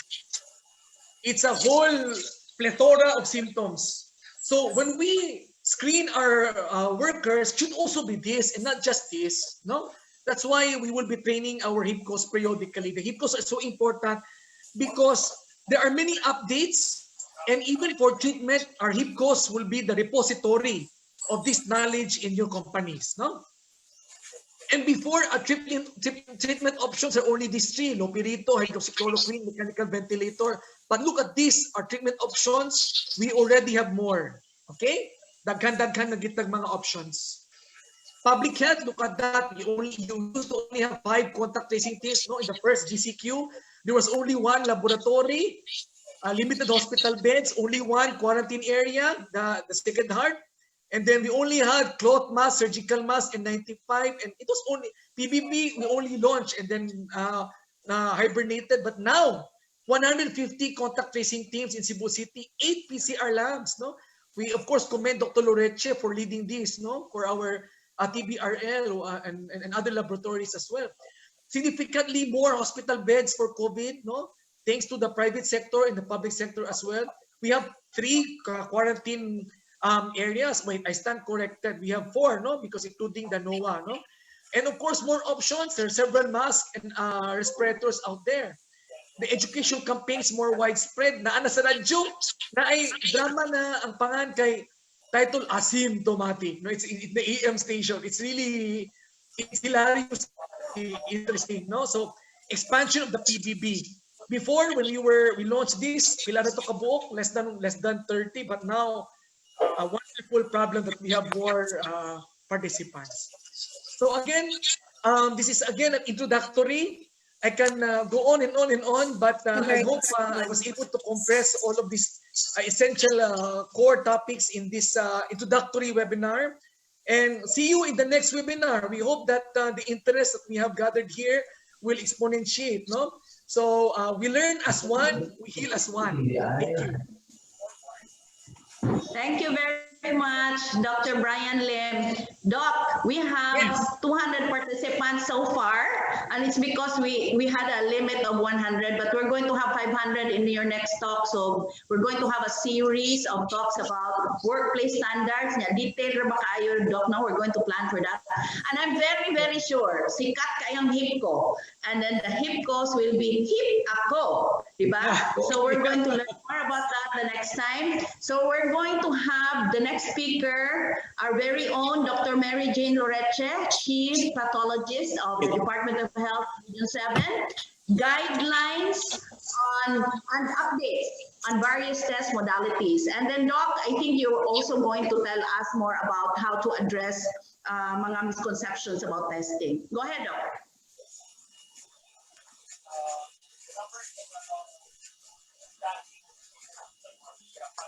Hi, good afternoon sa inyo tanan.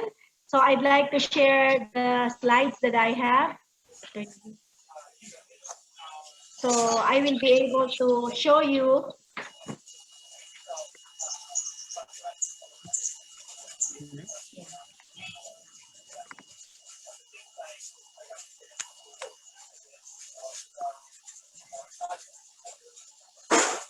Okay, so thank you so much, Dr. Brian Lim, no, for that very expansive and exhaustive and extensive introduction to our programs, no, for the Project Balik Buhay. So what my topic this afternoon is, I'm only given 20 minutes to discuss, no, and again, this is an introduction only. And if you notice, the one that gained so much noise and so much controversies is actually testing in the workplace. And so ang tanong dyan ay, should we or should we not do any testing in the workplace? Considering that kung extensive na masyado yung ating mga in place na work health standards or workplace standards, is there still a role for testing in the workplace? So basically, what you will see in your screens, you will find that this one is a very good chart that will tell us on how we would want to position the testing modality in terms of when we get exposed to or when we get infected with SARS-CoV-2.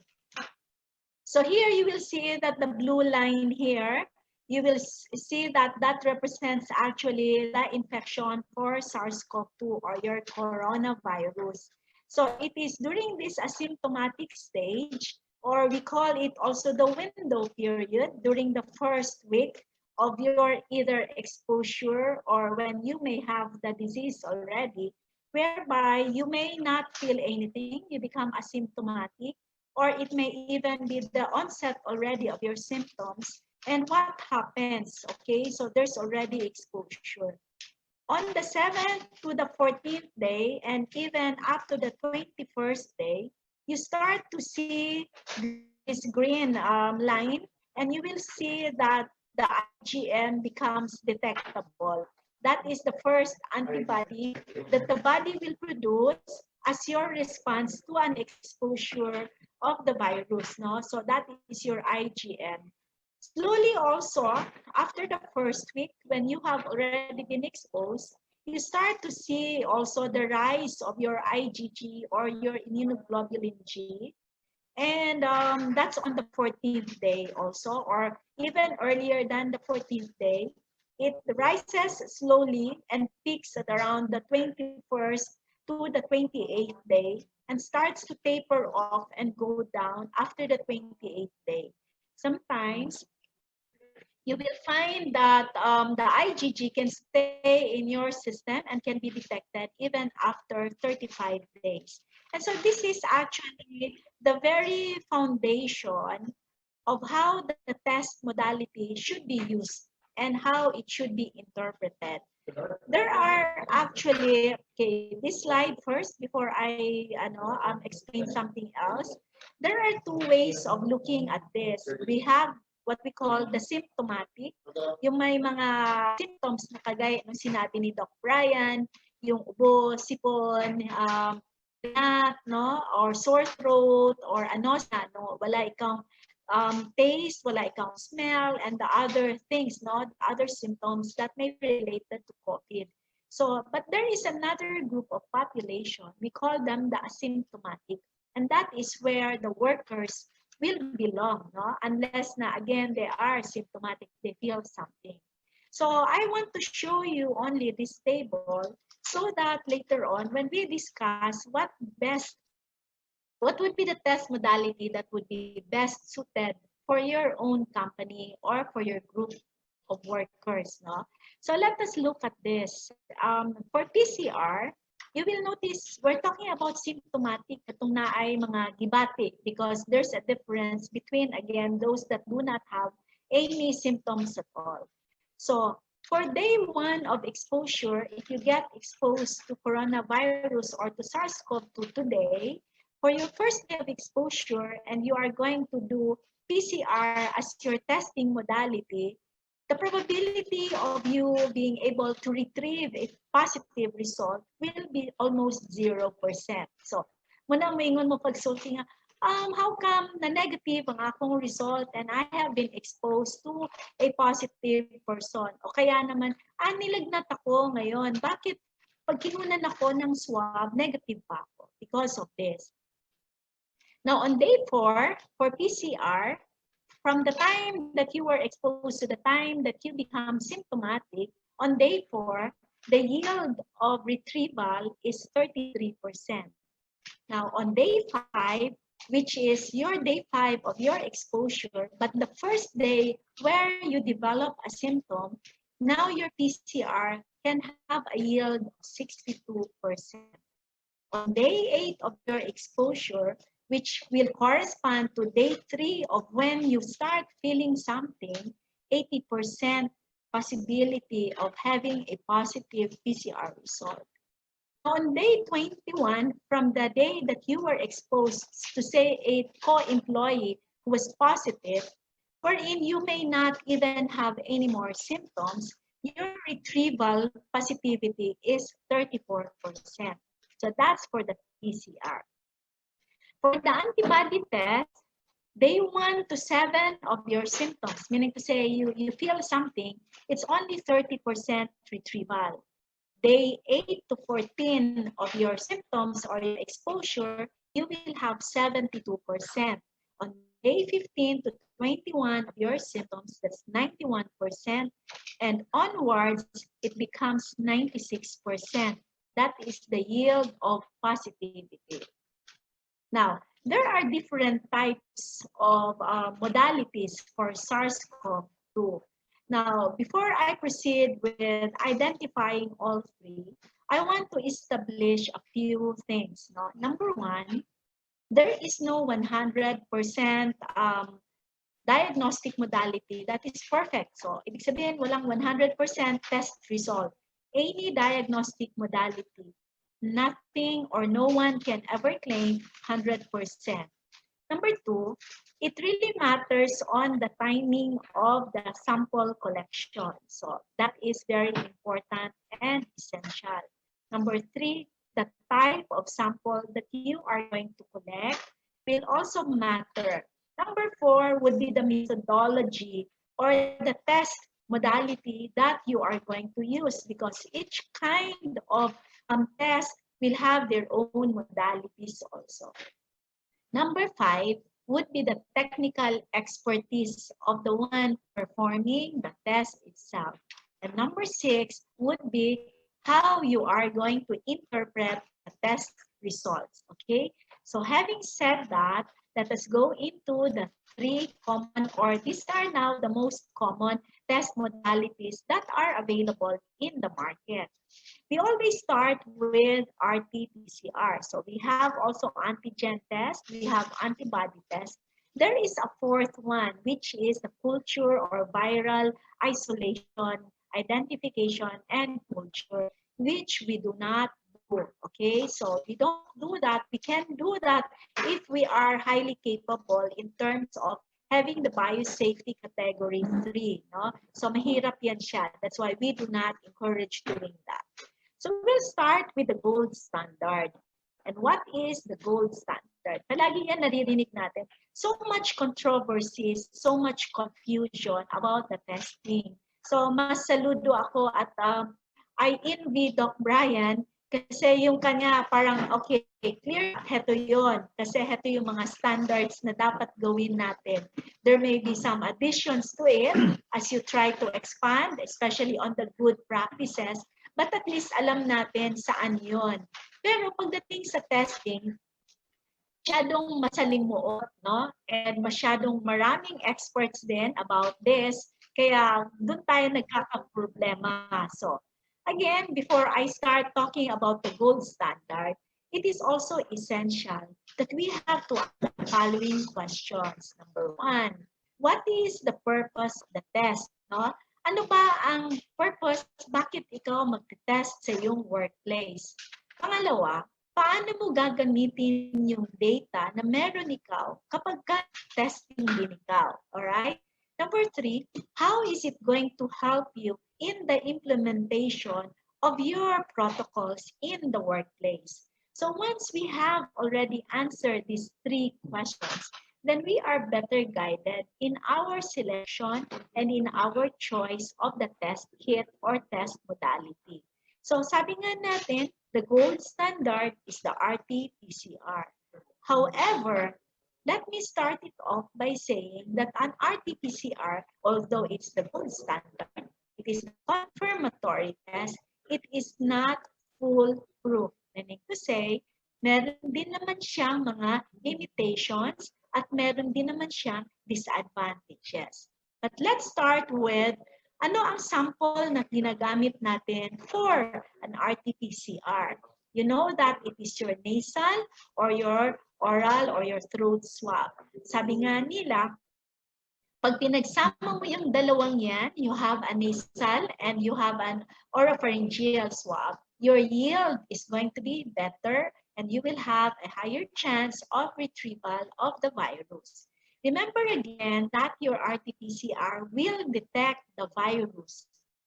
So, ibig sabihin noon, you must have the virus inside your system, whether you develop the symptoms or you do not develop it at all.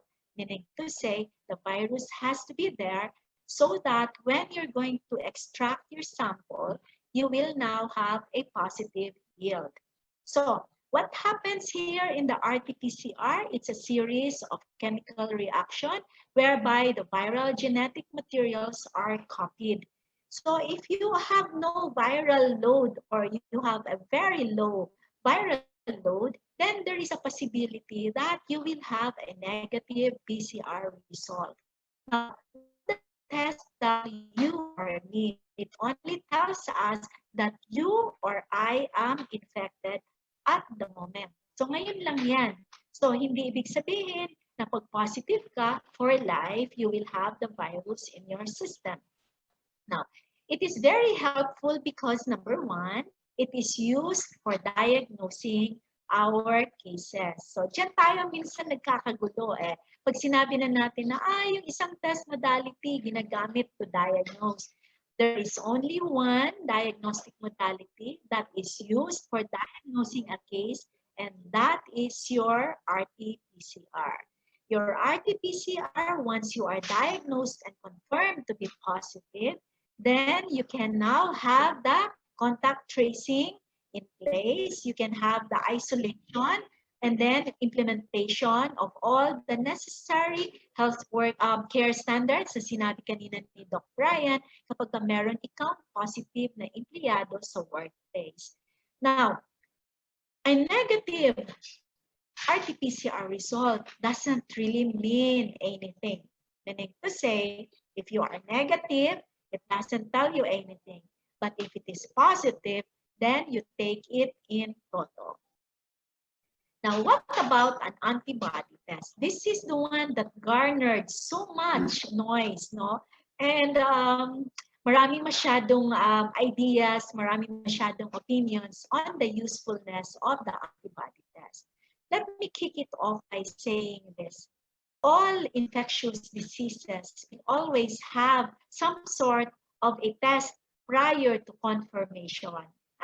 So lahat ng tests natin may sariling use, and the antibody test or serological test, since time immemorial that we have this COVID pandemic, I have always been consistent in what I have been saying, that it can be a tool to help us in surveillance, in monitoring, as well as in trying to see what and where we are in the pandemic. So, an antibody test actually does not detect the virus.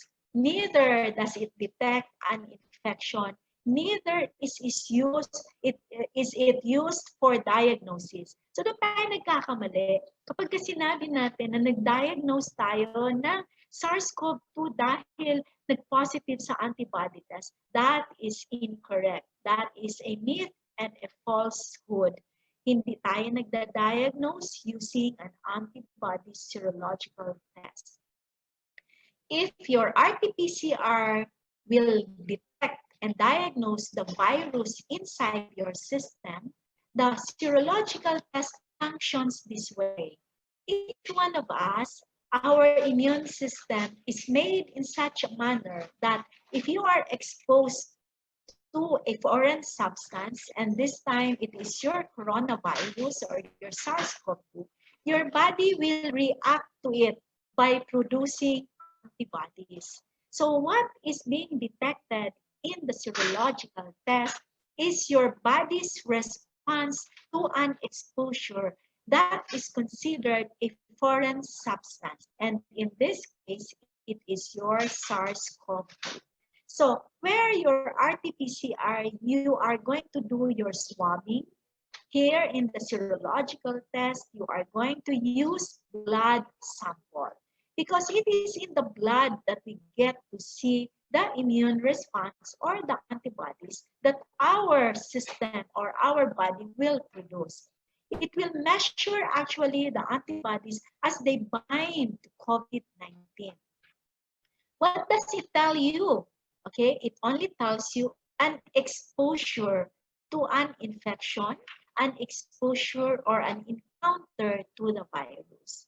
So this means then, kanina, the first slide that I showed you, whereby the first one to rise in an exposure would be an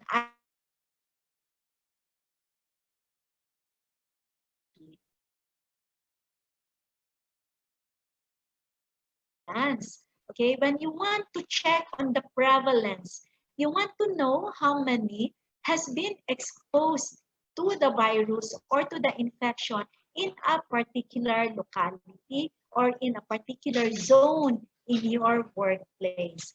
It is useful for monitoring also the efficiency or the effectivity of whatever measures you are going to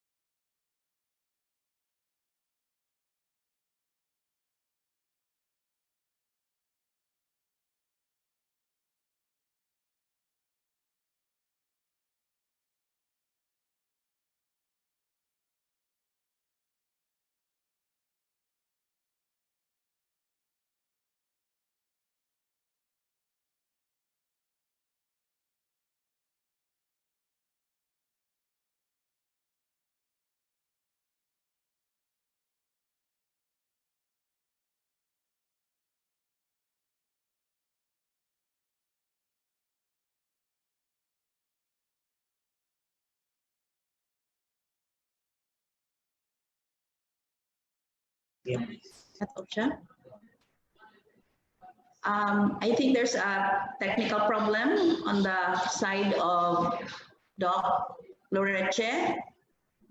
Doc, are you there? La, no?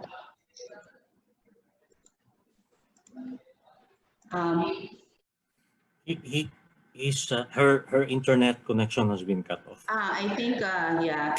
Okay. While waiting for Doc Loreche to come back, we have, I think, those who are asking for the presentation materials, you just have to input your email address either in this chat box, or we also made an announcement for those who are on Facebook that they can actually input in the comments portion.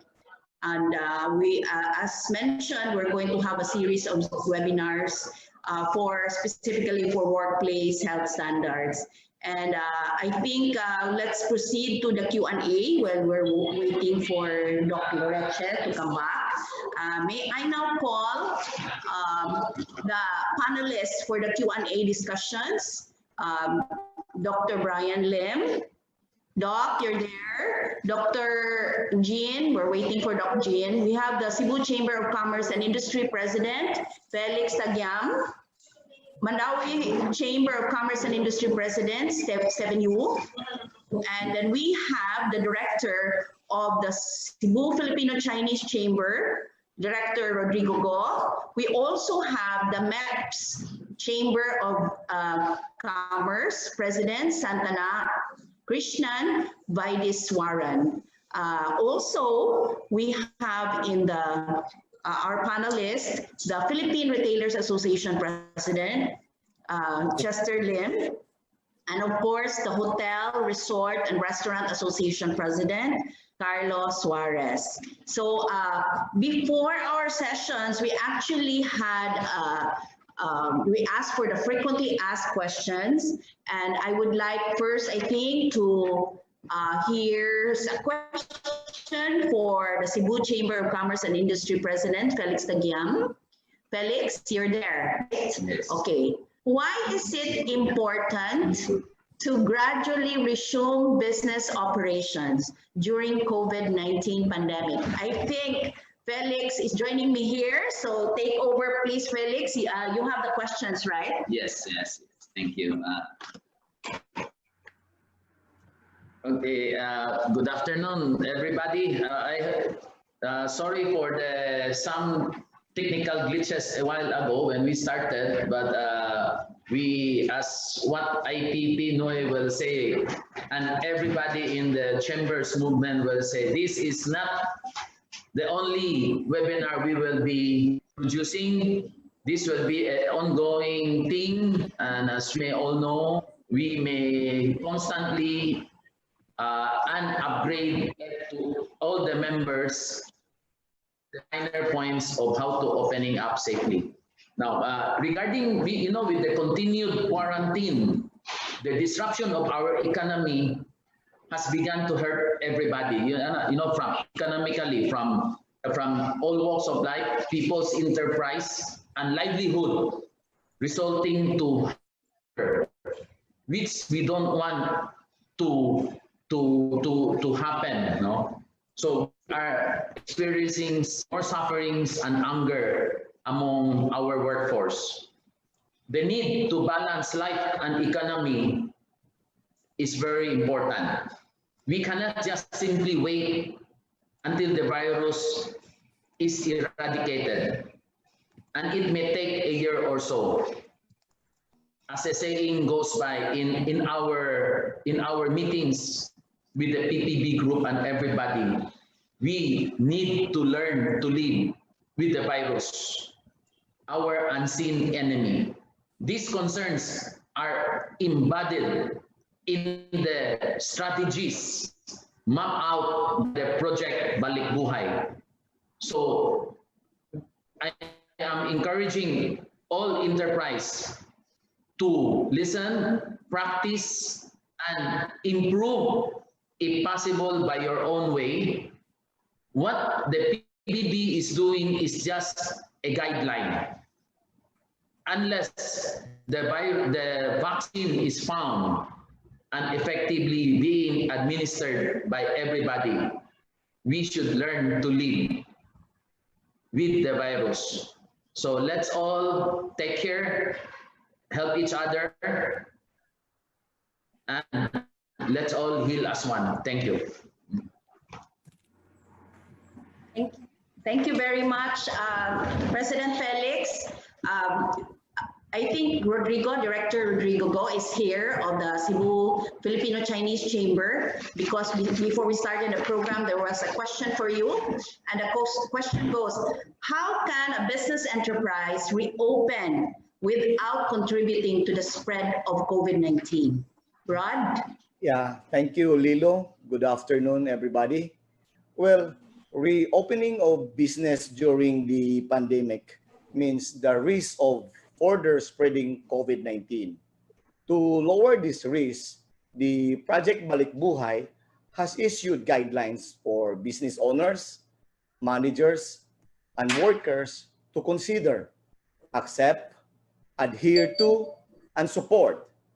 This set of guidelines reinforce the Interagency Task Force and the World Health Standards. The guidelines include testing of employers and employees who will report to the workplace. It also includes applying the new health practices standards in the workplace to reduce the risk of infection, not only in the workplace, but also in their homes of the workers. Thank you, Lilo. Thank you very much, Rod. We have a question here for Chester Lim, the president of the Philippine Retailers Association Cebu chapter, and it goes, during COVID-19 pandemic, what happens when a business opens without applying the health standards in the workplace? Can we have Chester here, please? Hi, Lilo. Good afternoon. Good afternoon, everyone. Hi, Chester. Yeah. What Dr. Brian taught us this afternoon, no? If we're going to reopen the business during this pandemic without complying the prescribed health standards, no, and rapid COVID testing, it will place our employees and their families, no, and the business clients at risk of getting infected further of this infection. Thank you. Okay, thank you very much. And we have a question for President Santana Krishnan Vaideswaran of the MEPS scam. Are you here, Santana, sir? Yes, I'm here. Can you hear me? Yeah, okay. There is a question here asking you, especially MEPS has a lot of employees. So why is testing employees of COVID-19 before returning to work very, very important, especially for MEPS? Thank you, Lilu. Good afternoon, everyone. This is probably one of the more controversial topics ever being discussed, as Dr. Jean also pointed out. I know there are differences in opinions, and obviously the LGUs have not made this a mandatory thing, irrespective of whether it's mandatory or not. I think conceptually it's important to test, especially returning employees when they come back after a long break, after being on furlough or reduced work or having not been worked for a long time. And when they come back, it's important to test because, as we know, the patients can be asymptomatic. If they have symptoms, you can easily see it and let them not work or let them take care. But this virus spreads even with people who are asymptomatic, in fact, mostly through asymptomatics. So if they're asymptomatic, how do you mitigate the risk of them coming to the workplace and spreading it to others in the work area? And then in turn, these people take it back home, spread it to their families, and the community gets impacted. So the only way to do that is to do testing. Now, the question of what kind of test to do, how to do sampling or 100% is, there are different opinions on that. I'd let the medical experts answer for that. In many cases in the MEPS companies, they're doing a random rapid test to do a surveillance check on returning employees to find out what the general health is, which I think is a great way to step forward. Based on that, we identify risky employees who are asymptomatic and carrying the virus and take appropriate care, so that the ultimate objective is to make sure it doesn't spread widely in the workplace. So from that standpoint, I think it's very important. Again, the decision is up to the business owners. It's basically an ethical decision for the business owners, and they need to come to terms with this. They have to weigh the needs of their people, the employees, and the community which they operate in. Thank you very much, President Santana. Here's a question for Mandaue Chamber of Commerce and Industry President, Seven Elaine Yu. We all know that, Mandaue is an industrial city. So why is adherence to the new health standards in the workplace very important for Mandaue? Thank you, Lilo, and good afternoon, everyone. During the June-July period, we have seen how the peak of cases, during the peak of cases, we have seen how it affects companies and workplaces which has one or two employees who tested positive for the COVID-19 virus. In those cases, the workers' productivity and safety are compromised by such infection, and only by ensuring a safe working environment can you reduce this risk.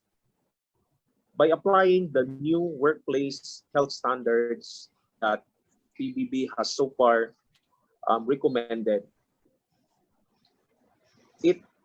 this can help really minimize, if not eliminate, the virus spread and infection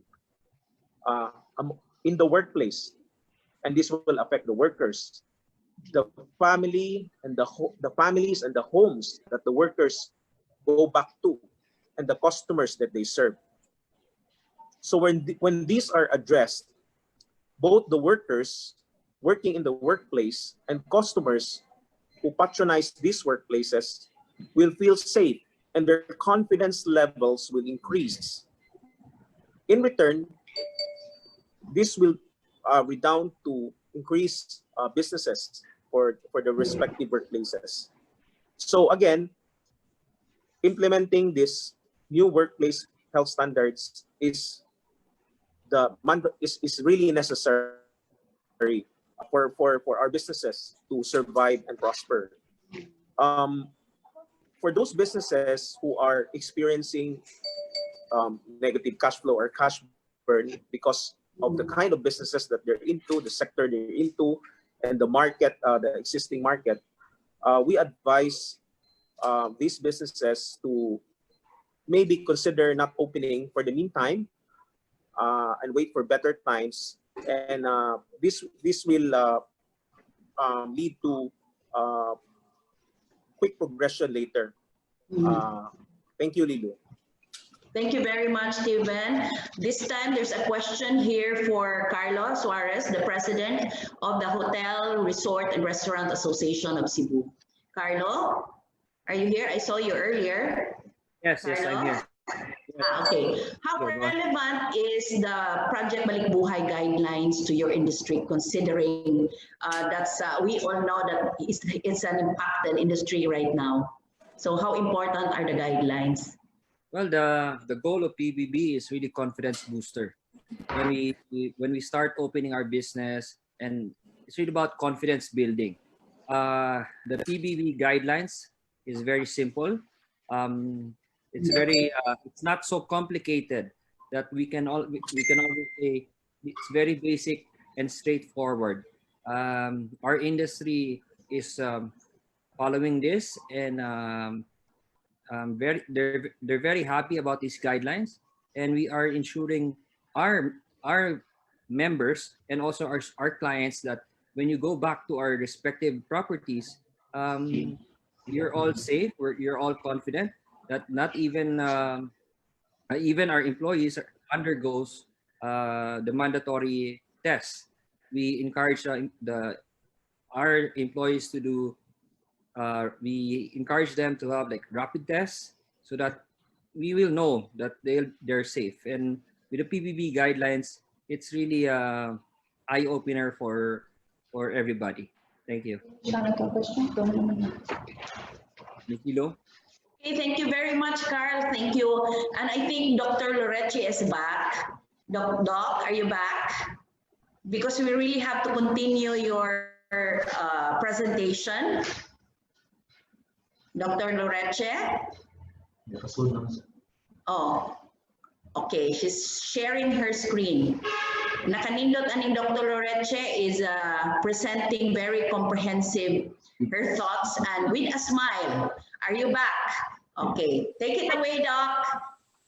Sorry, we got interrupted. You know, Murphy's Law at work. All right, so as I was saying a while ago, it was about the antibody test. So I enumerated already its usefulness for surveillance.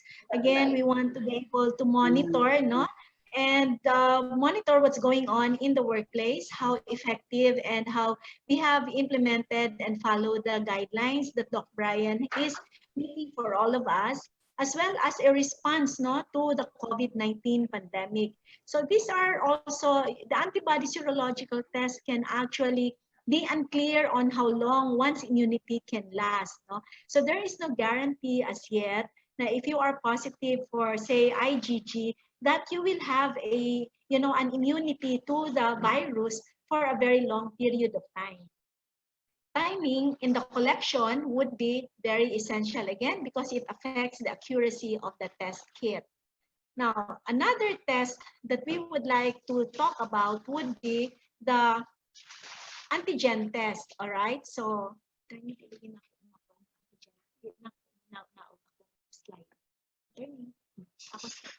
so the antigen test is another modality that we have also, no? So before the antigen test, I'd like to talk about two types of assays in the antibody test.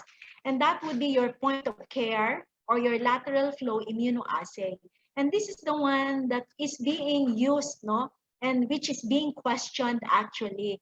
Parang sabi nga nila, parang pregnancy test lang yan, no? But believe me, it's not a pregnancy test. That's why we don't actually encourage the companies and even clinics to do this by themselves, because there are guidelines also on how we should be able to conduct this point of care tests. Now, the beautiful thing about the serological test is, number one, for us to be able to have the confidence level with the test result would be, number one, to have the proper selection of the test kit that you will be using. So, number two, the methodology of how you are going to conduct the test. Number three, you would want to be able to know the timing of the collection as well as the interpretation. There is a higher version now of the point of care tests, and that is your ELISA or your CLIA. These are just actually principles, no, that differs in terms of testing the antibodies in a person's system. Now, this one here, I'd like you to focus on the two columns that says IgM and IgG. Forget first the RT-PCR. Just for a comprehensive knowledge, added knowledge for everybody, when you have a negative IgM and a negative IgG, how do you interpret it based on that first slide that I showed you? That will only mean and tell us that possibly the person may be in the window period of infection.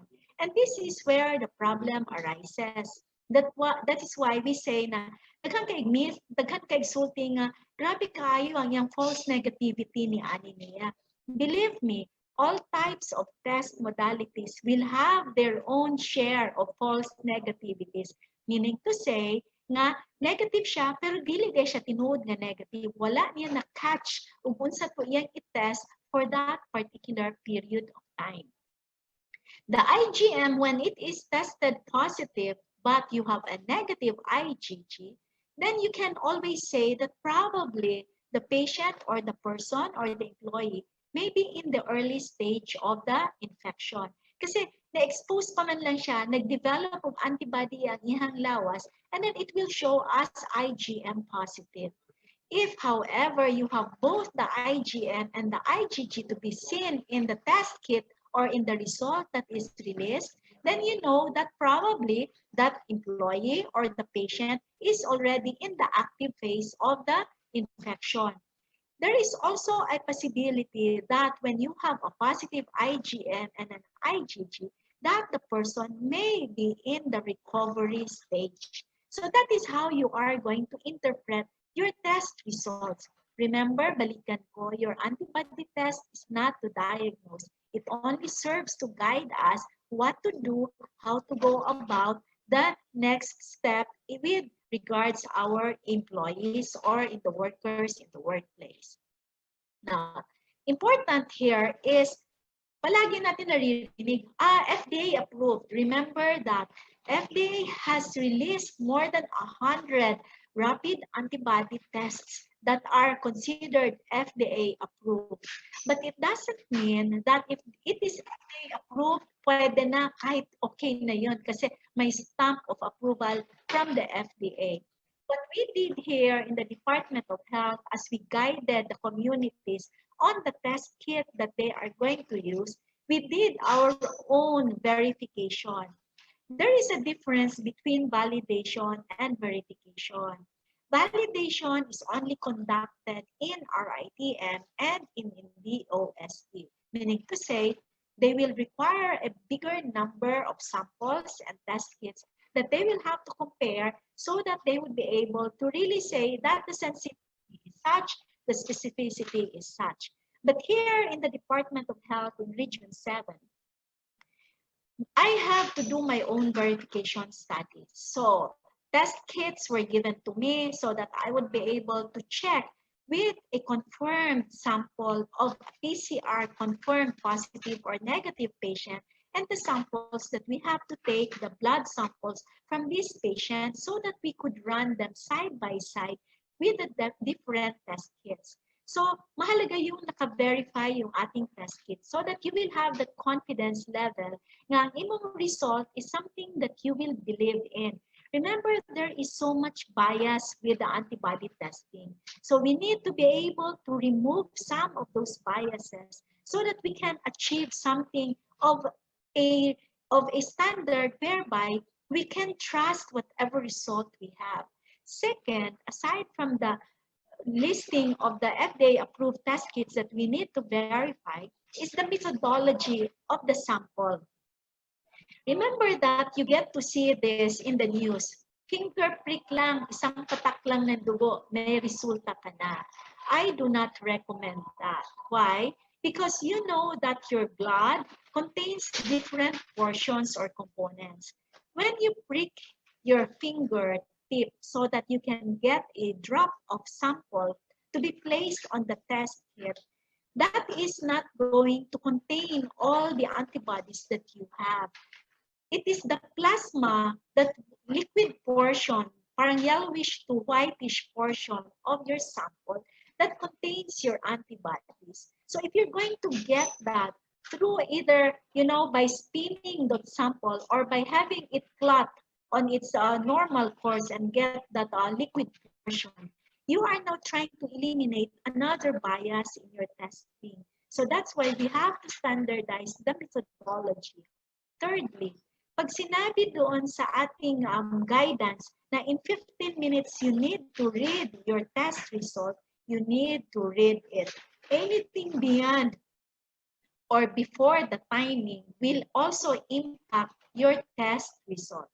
So in our guidance, it is actually important for us to be able to select our test kit based on sensitivity and specificity of the test result. Anong ibig sabihin nito? Those that are highly sensitive test kits, they will capture all true positives. Those that are highly specific will rule out those that are truly negative.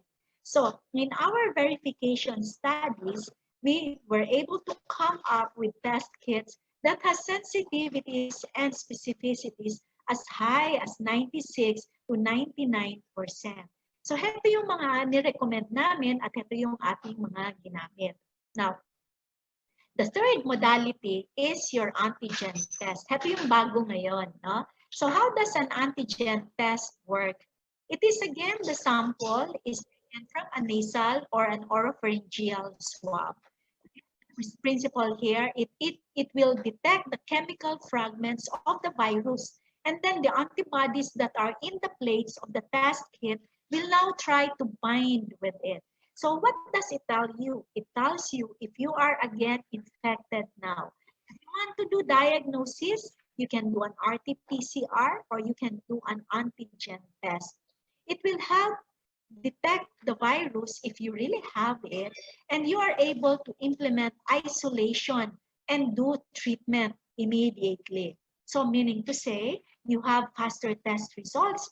You can test your symptomatic patients in populations with high prevalence. So kung yung lugar natin or the company where we are located, maliit or mababa yung prevalence rate, hindi masyadong gagana ang antigen test. So mas maganda mag-RT-PCR ka. Okay?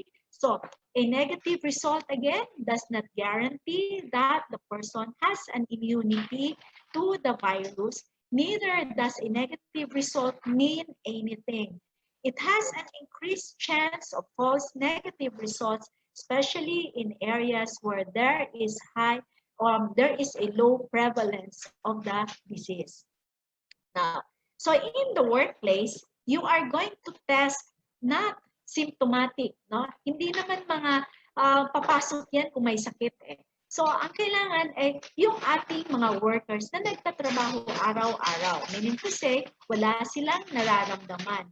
So, if you're going, based on the department memo and the guidelines that was released sometime in May, it says there that if you are going to test asymptomatic or returning health workers in the workplace, you can, if you're going to use RT-PCR, that means if it is positive, immediately you isolate, you do contact tracing, and then you refer the patient or individual to a facility for the proper protocols, no? So kung asymptomatic naman din siya, walang na-develop, maybe doon lang siya sa isolation facility natin, no? Or kaya naman, kapag nag-develop siya ng symptoms during those time, then can be seen by a doctor again for the proper management. And if it is negative, RT-PCR, pwede na siyang bumalik ng trabaho. In the guidelines, there is an option for an antibody testing. And I believe that they will come up with an omnibus guidelines again, trying to expand further and to guide us on what tests to use. No? Remember that the virus right now is very dynamic. So everything is dynamic and very fluid. So there will be changes time and again. So in an antibody test, if it is negative for IgM, whether it's positive or negative for IgG, an employee can be allowed to return to work. If, for example, you have only an IgM positive and you have an IgG negative or an IgG positive, either way, and you want to be sure na sigurado nga wala siya yung sakit or wala sa iyaha ang virus nga makakapon sa iyang mga kauban, then you can proceed with isolation for 14 days. You can repeat the test on the 14th day. If it is still positive ang IgM, extend the quarantine with 7-day increments and repeat your test thereafter.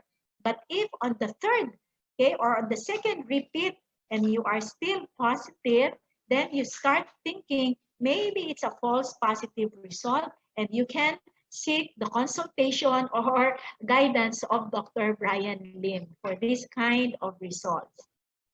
Now, so if an individual tested initially negative, but then will develop symptoms, you can repeat the testing.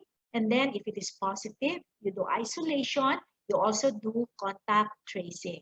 So that will for the summary for the tests that I have presented. But there is one other thing that I want to complete the discussion because I know that companies are already looking into this, and that is the pooled sampling, all right?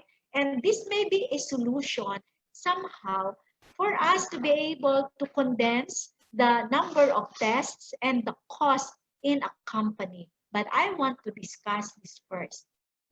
Meaning to say that when you have a pooled sample, that you are going to combine all the respirator samples that you gathered from different, from a group of employees, and you conduct only one single test for all of that, no?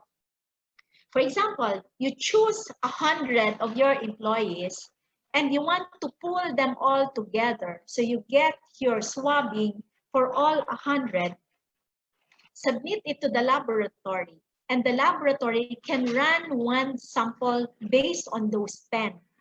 So ipoprocess siya as a singular sample. Okay, but do not get so excited yet because these are the things here that we need to understand.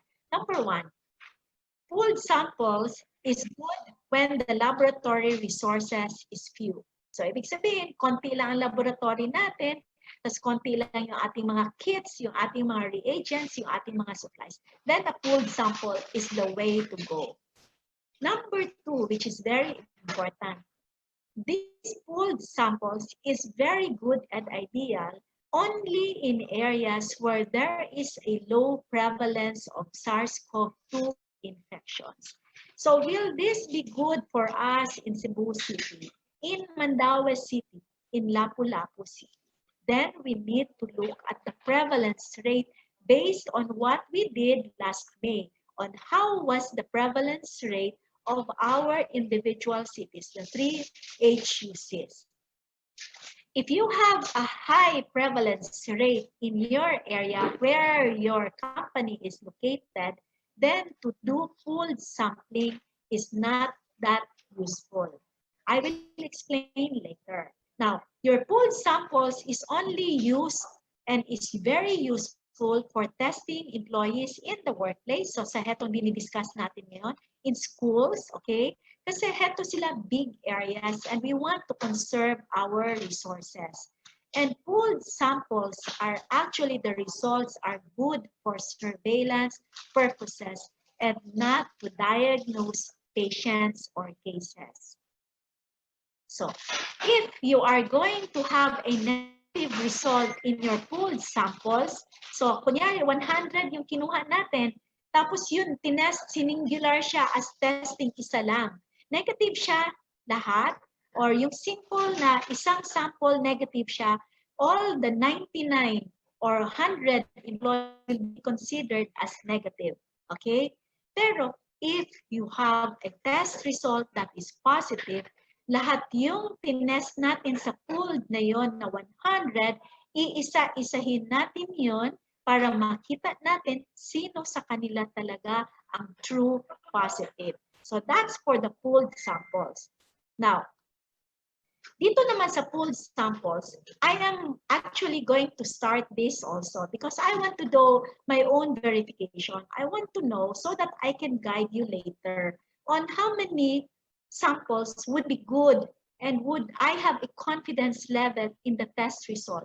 Will I recommend a sample size of only 10 or will I recommend a sample size of 5?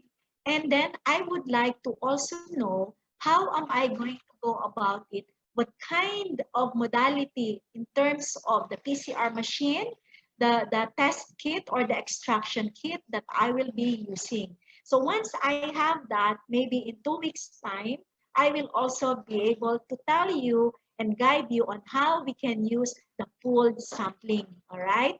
Now, each industry or workplace will always have the option to, number one, choose or select the test modality suited to you.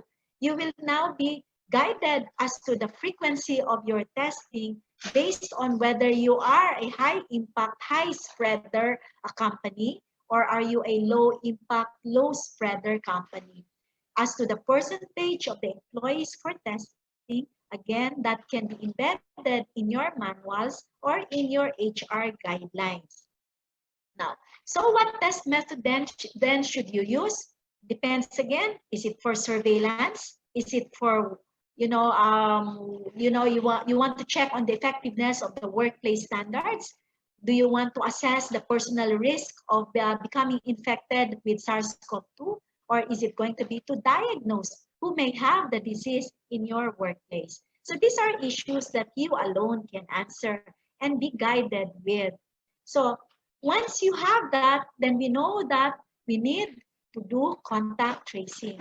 All positive, whether it is a rapid serological antibody testing that you are going to use, or maybe you are going to go for an antigen test, then the best option would be to do a confirmation using the RT-PCR. So the HIPPO of the company really has a lot of things to do, but then at the end of the day, sabi nga ni Doc Brian, we can make things happen. So at the end of this very brief sharing, it is actually, I'd like to share something that Douglas mentioned and said, in the end, it will be impossible to know if we overreacted or did too much. Meaning to say, it will be impossible to know if testing should be done or not done. But it will be quite apparent if we underreacted or did too little. So it's your call. It's really your decision what to do with the testing in the workplace. But here, we are willing to help you out and to guide you once you have decided which one you would be choosing and selecting for your company. Thank you very much, Doc Loreche. Doc, you stay because we have a question for you. People think that, wow, this is something comprehensive, valuable, like Dr.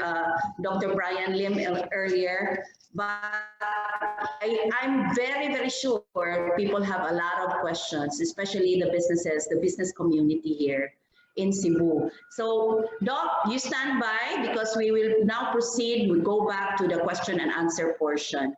We have some questions here. Doc Brian, are you still there, Doc? Doc Brian? Yes, I'm here. Here's a question that That I would like you to answer. Okay, this is from Jocelyn Gaviola, one of our participants, and she asked, Secretary Bello said that all employees will not be allowed to work if there is no issued face shield. Are companies bound to follow this? I believe the company should do assessment who are to wear face shields and not everyone. What's the answer for this, Doc? Me, I want everyone to wear face shields, no? It's because there's evidence already that shows that COVID can enter the eyes, no? So what happens if there is COVID in the air? There's COVID in the air, and then you enter the room and you don't have any shield, it will enter your eyes. So in hospitals now, face shields are required for everyone in the hospitals. And I think now that you will be opening, I think we have to treat our businesses with the same precautions as that in the hospitals, because when we reopen our economy, we are all frontliners here, no? So I think although there are different schools of thought, whether, you know what, is it really significant without the face shield or no face shield? There really hasn't been an experiment to really, okay, you do your face shield and you don't use your face shield, we expose you to COVID. That's not ethical to do that research. But for me, there is no harm in wearing a face shield. I mean, it may be a little inconvenient, but you know what? You will get used to it. Choose a face shield that will actually be more comfortable. I recommend it. I recommend it very strongly. Thank you very much, Doc. So everyone, Dr. Brian Lim is recommending using face shield. Okay. Can we have immediate past president Noy Espeleta here? Yeah, I'm here. I'm still around. Okay, this question is for you. Noy, by the way, is the RDC 7 Economic Development Council Chair. Okay. Committee.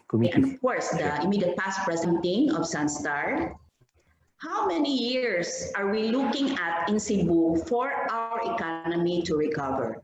Estimated months or years where we can at least go back to 50% of our pre-COVID levels? I wish I have a crystal ball on that. But you know, the way we look at the situation now, granting that, let's just assume, no, things that are not,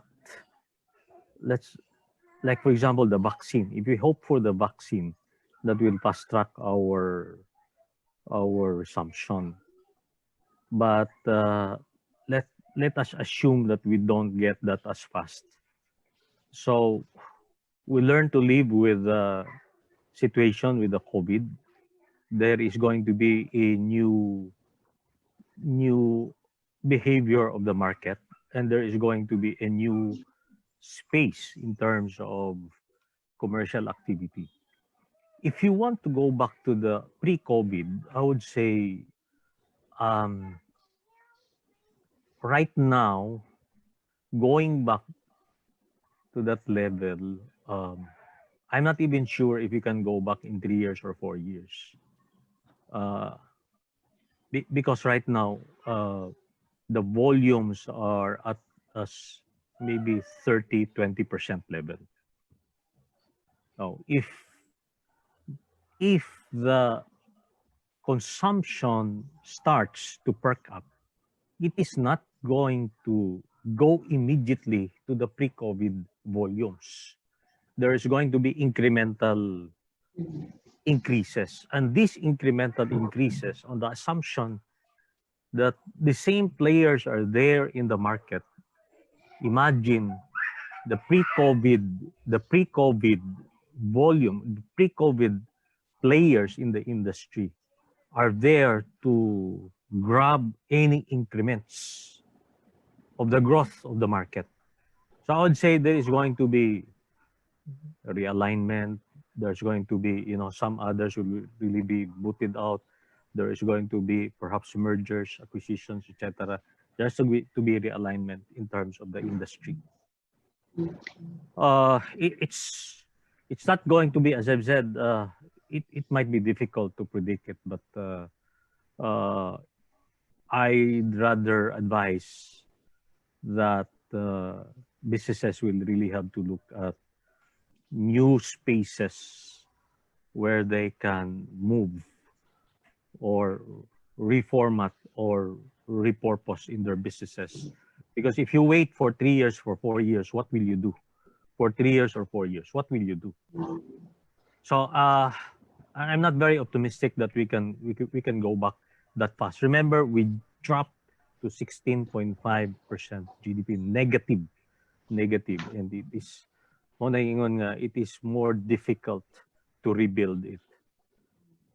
So I don't have perfect answers on that, but I'm seeing like some of the clients I'm helping, they are at 5 years. They're at the volume of 5 years ago or 7 years ago, and in fact, the objective is just to catch up, to go back to COVID in the next 4 to 5 years. So, yeah. Thank you very much, Noy. We have last 2 questions. We have 4 questions. Okay, so I wonder if RDC 7 Chair Kenneth Cobonque is still around. Kenneth? Kenneth? If Kenneth is not here, Noy, I think I'm afraid you have to answer this question because you're with RDC. From Jay Golosino, why is it that orders issued are not uniform for Cebu province and to Tri-Cities, and even LGU have their own rulings or order which affect business? What should we follow? Nay, take it away. Hard question. It's difficult, and in fact, that's the reason why in April we convened, because we need to appeal to the different LGUs about the different executive orders. Imagine like Cebu is a trading hub, and I would say, in fact, we said the 3 cities, Cebu, Mandawi, and Lapu-Lapu, could perhaps contribute to 70-80% of the economic activity. And Cebu is also the hub of, as far as Central Visayas is concerned. So if you disrupt business in Cebu City, which affects Mandawi and Lapu-Lapu, or all the 3 cities, you're actually disrupting the business. So, in the business, I know President Felix, President Steven, Chester, and even Rodrigo, and all others. They every now and then they have to go to the Capitol, kami naman doon sa council, etc. Submit our proposals, submit our position papers, but to no avail. No, the governor has her own, terms, and then that's why we have also to convene, and that is when Secretary Mike Dino also called the Tri-City mayors, so that we can have reciprocity agreements. Because it's so difficult for us business, especially, for example, even the Bohol businessmen have been calling us, and even DTI Secretary, DTI ASEC, as well as Governor Yap, saying, how can we deliver to Cebu when the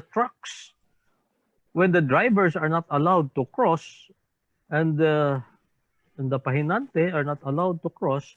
Somebody will meet in Cebu, no? Because that is the executive order.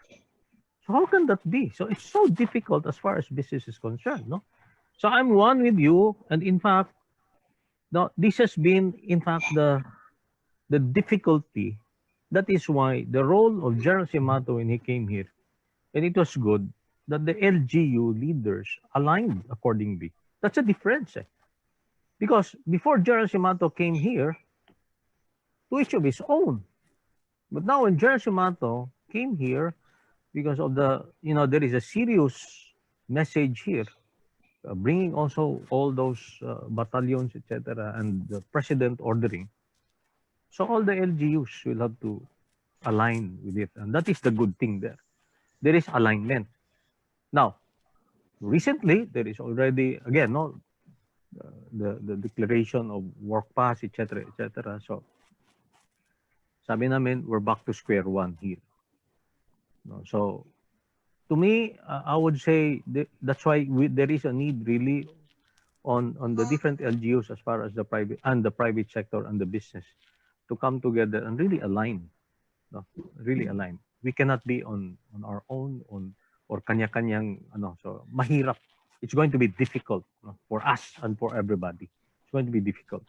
So I also empathize with that question. I wish, and as far we can only recommend, the RDC is a recommendatory policy making, etc. But at the end of the day, it's LGU, and in fact, even the department secretaries from Manila, etc., call also our LGU leaders here, also appealing for certain, policies and conditions. So, yeah, it's a challenge. Okay. Thank you very much, IPP Noy. We will proceed with the last two questions, and this time it will be for Dr. Loreche. Doc Loreche, we have two questions for you. From Christine Libres, what brand of test kits were the highly sensitive and highly specific that Doc Jean mentioned earlier in the antibody part of her talk? Did you get that, Doc? Yeah. So, heto, based on those test kits, no, I was given around 15, no, FDA approved to do a verification of. And so far in our testing, we have the following that has the highest in terms of sensitivity and specificity. And that's, we have Vazyme Biolytics. We also have, so we also have on-site CTK. We have SD Pioneer. Actually, the SD kit is also good based on our latest findings. Boson is also good. Innovita. I think those were the. There's another one that I forgot. No, pero there's actually 6 of them that I have in my list that I did verification of. So that is for the antibody testing. Now, if there are more that you would want us to do verification of, I can gladly do that for you. So if your company plans to use this particular brand that I have not yet done, done any verification, you can submit that. You can ask me. I'll be glad, to help you decide on whether that brand that you would want to use would be good enough. Okay, Doc. So it is to my understanding that you are open to be consulted, right? Not. Hello. Yeah. Because not really. You mentioned that you're going to give guidelines later about the sampling pool and how will they reach you? They can actually contact me anytime, no? So okay. especially if I am done with the full sampling for PCR, I think that would be a good one. And maybe in the webinar series that PBB will be conducting, as we have new guidelines and as we have new things to discuss, we will be sharing that with everybody. Okay. All right. This is the last question from Carlito Impas. How many workers for every 100 employees will be tested if they are asymptomatic? And how often would the testing be administered? All right. So kanina, we mentioned already that each company will have to put in their own protocol and guidelines.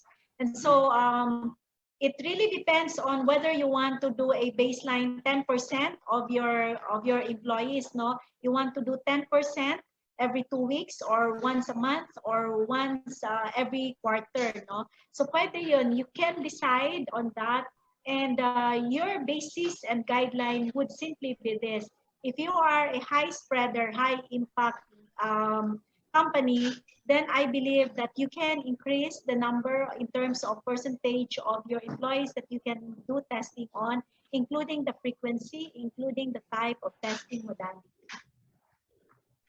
Okay, thank you very much, Doc. And we know that the companies will still be processing all these things that they have to make decisions on. And I'm so happy to tell you that you actually can review all of this. We can email you the presentations, but it's also available. We can also give you the link. You can actually watch it together with other members of the company so that you will be able to make proper decisions. It's very empowering that we have all these resource persons with us who gave us very valuable insights, very comprehensive and exhaustive. Now we have to come to an end, and we will proceed with moving forward an exhortation, and this time from Edmond Yu, our chair for the Project Balik Buhay. Edmond? Yeah, hi, Lulu. Thank you very much. First and foremost, please allow me to thank our hosts for today's webinar, Chair Noy Espeleta and President Felix Tagyam, together with Lulu Alinio for the Cebu Chamber for hosting and organizing this afternoon's webinar. When we first came up with the idea of coming up with webinars for everyone to be able to get the chance to hear and listen to the different experts, the different health experts and medical practitioners who are able to share their knowledge with us. It was very timely that the Cebu Chamber immediately offered to host the first one. So we appreciate their efforts, and we appreciate everything that they have done to put us all together. I would also like to thank all the attendees for taking time out to join us here, especially our fellow Project Balik Buhay members, the different chamber presidents, the different organizations and business groups represented in Project Balik Buhay. Thank you for taking time out to join us, and we appreciate very much, despite your very busy schedules, to participate in this forum. We also would like to thank especially all the attendees. I know it has been a very, very long afternoon. As of my counter here, it's almost 3 hours long already. So we appreciate your patience. We appreciate your support. We apologize for all the technical glitches that we encountered during the start of the forum, and we hope that we will be able to improve on that in the succeeding webinars.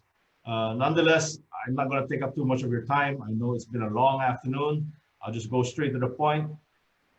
What is PBB all about? It's really just an informal group of collaborating members, people who gathered together to find a common solution for a problem that is facing all of us right now.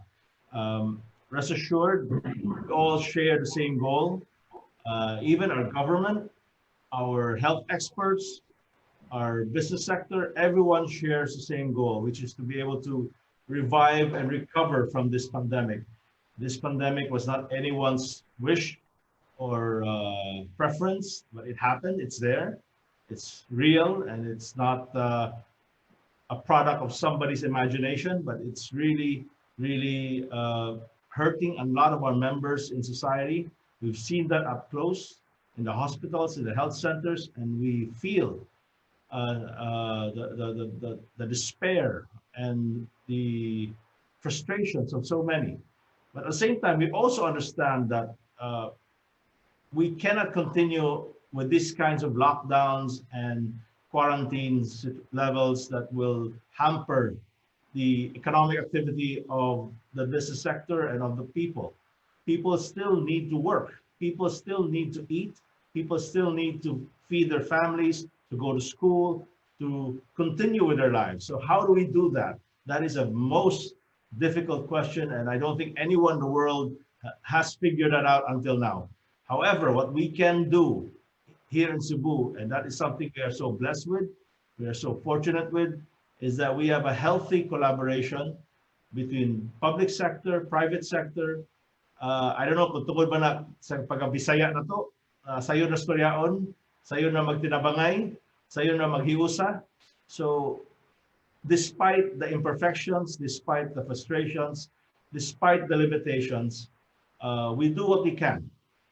There is no perfect solution, but in whatever efforts we do, we all share the same goal, of moving forward, of healing as one, and slowly, gradually, and safely reviving and reopening our economy to be able to provide a better future for all of us. It's gonna be a long ride. It's not gonna be an instant miracle. It's not gonna happen overnight. It's gonna take time. So we have to be patient. Much as we would have wanted a quick solution, the reality is that it will be a long journey.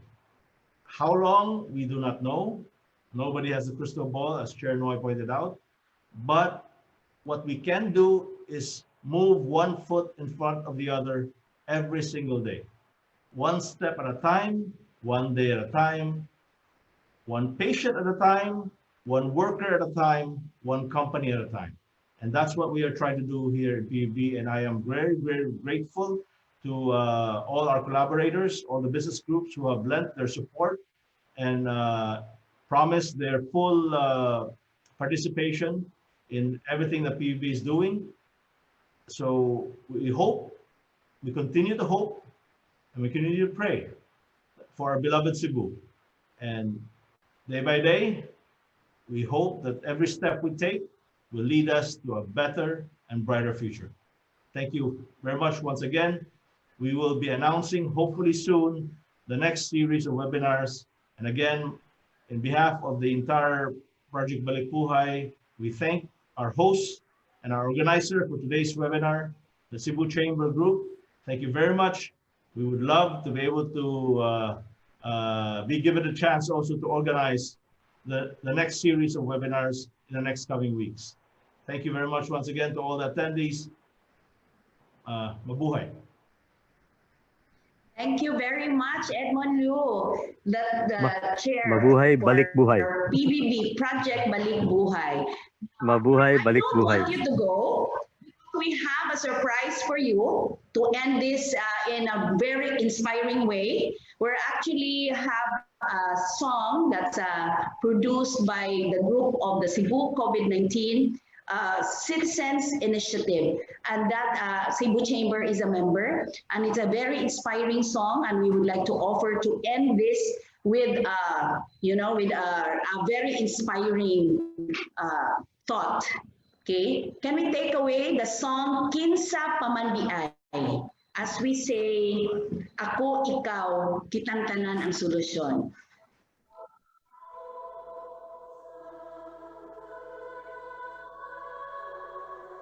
Ako nga masunod.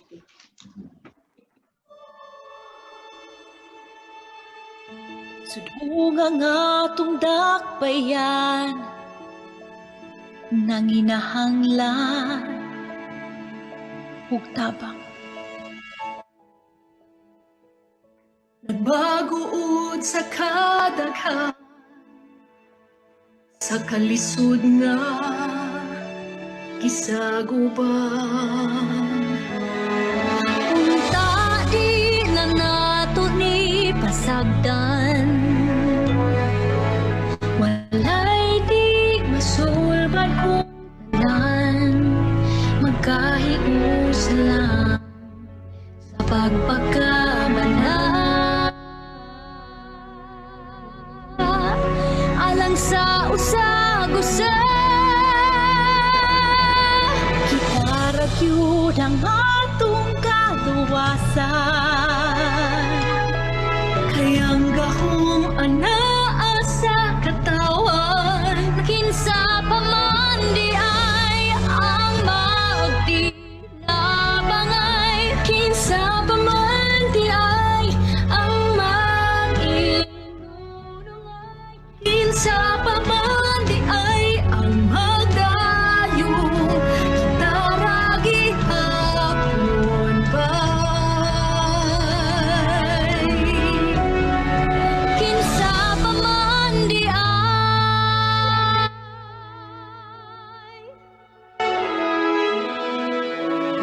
Aduna tay ikong usog nga di mabuntog, di mapukan.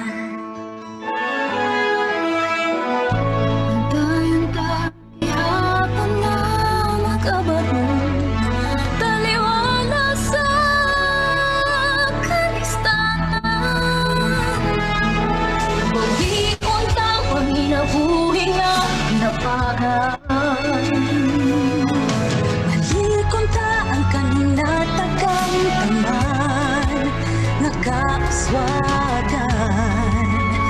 atong dapayan.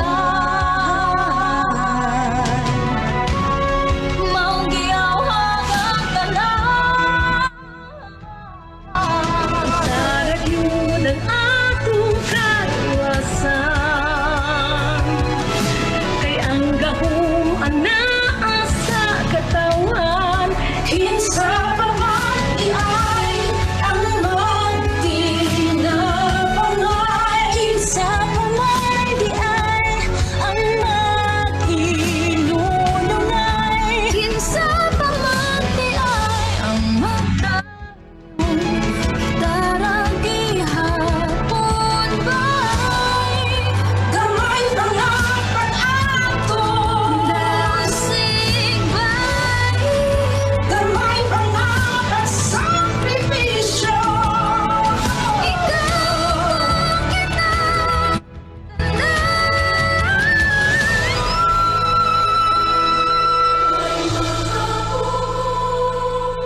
sa atong paglaom.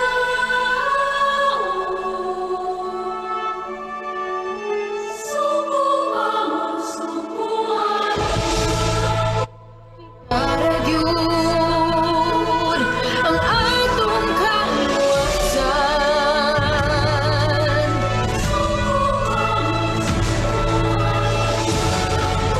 Kay ang gahom anaa sa katawan. Kinsa man iay magtinapangay. Kinsa man iay ang maginunungay. Kinsa man iay ang magdadong. Kita ra gihapon ba'y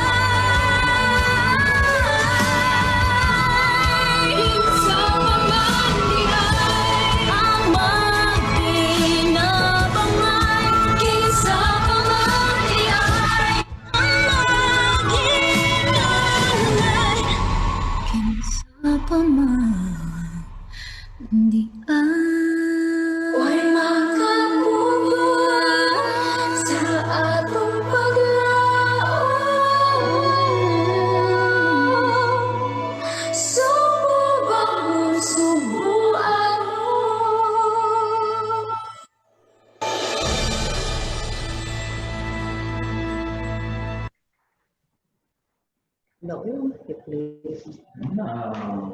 Okay. Kinsa Pamandiay, a song of unity and solidarity in action. Please share. It's available in YouTube. Thank you very much, everybody. Bye.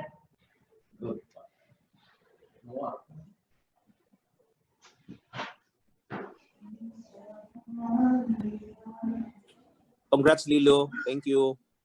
Thank you very Thank much, you. everyone. Thank you, everyone. Congrats. Congrats, everyone. Congrats, everyone. Thank you. Thank Good. you. Congrats, Lilo. Watch for the launch of Kinsa Pamandiay, September 1, 10 o'clock. Yeah, September 1. 10 o'clock. Rodrigo. Thank you, Rodrigo. Rod, thank you, Rod. Thank you, Lilo. Well hosted. Sa beginning, Ang setting dapat ay webinar. Ito, Lex. Dapat ang setting is webinar. Ang setting na sa'yo. No,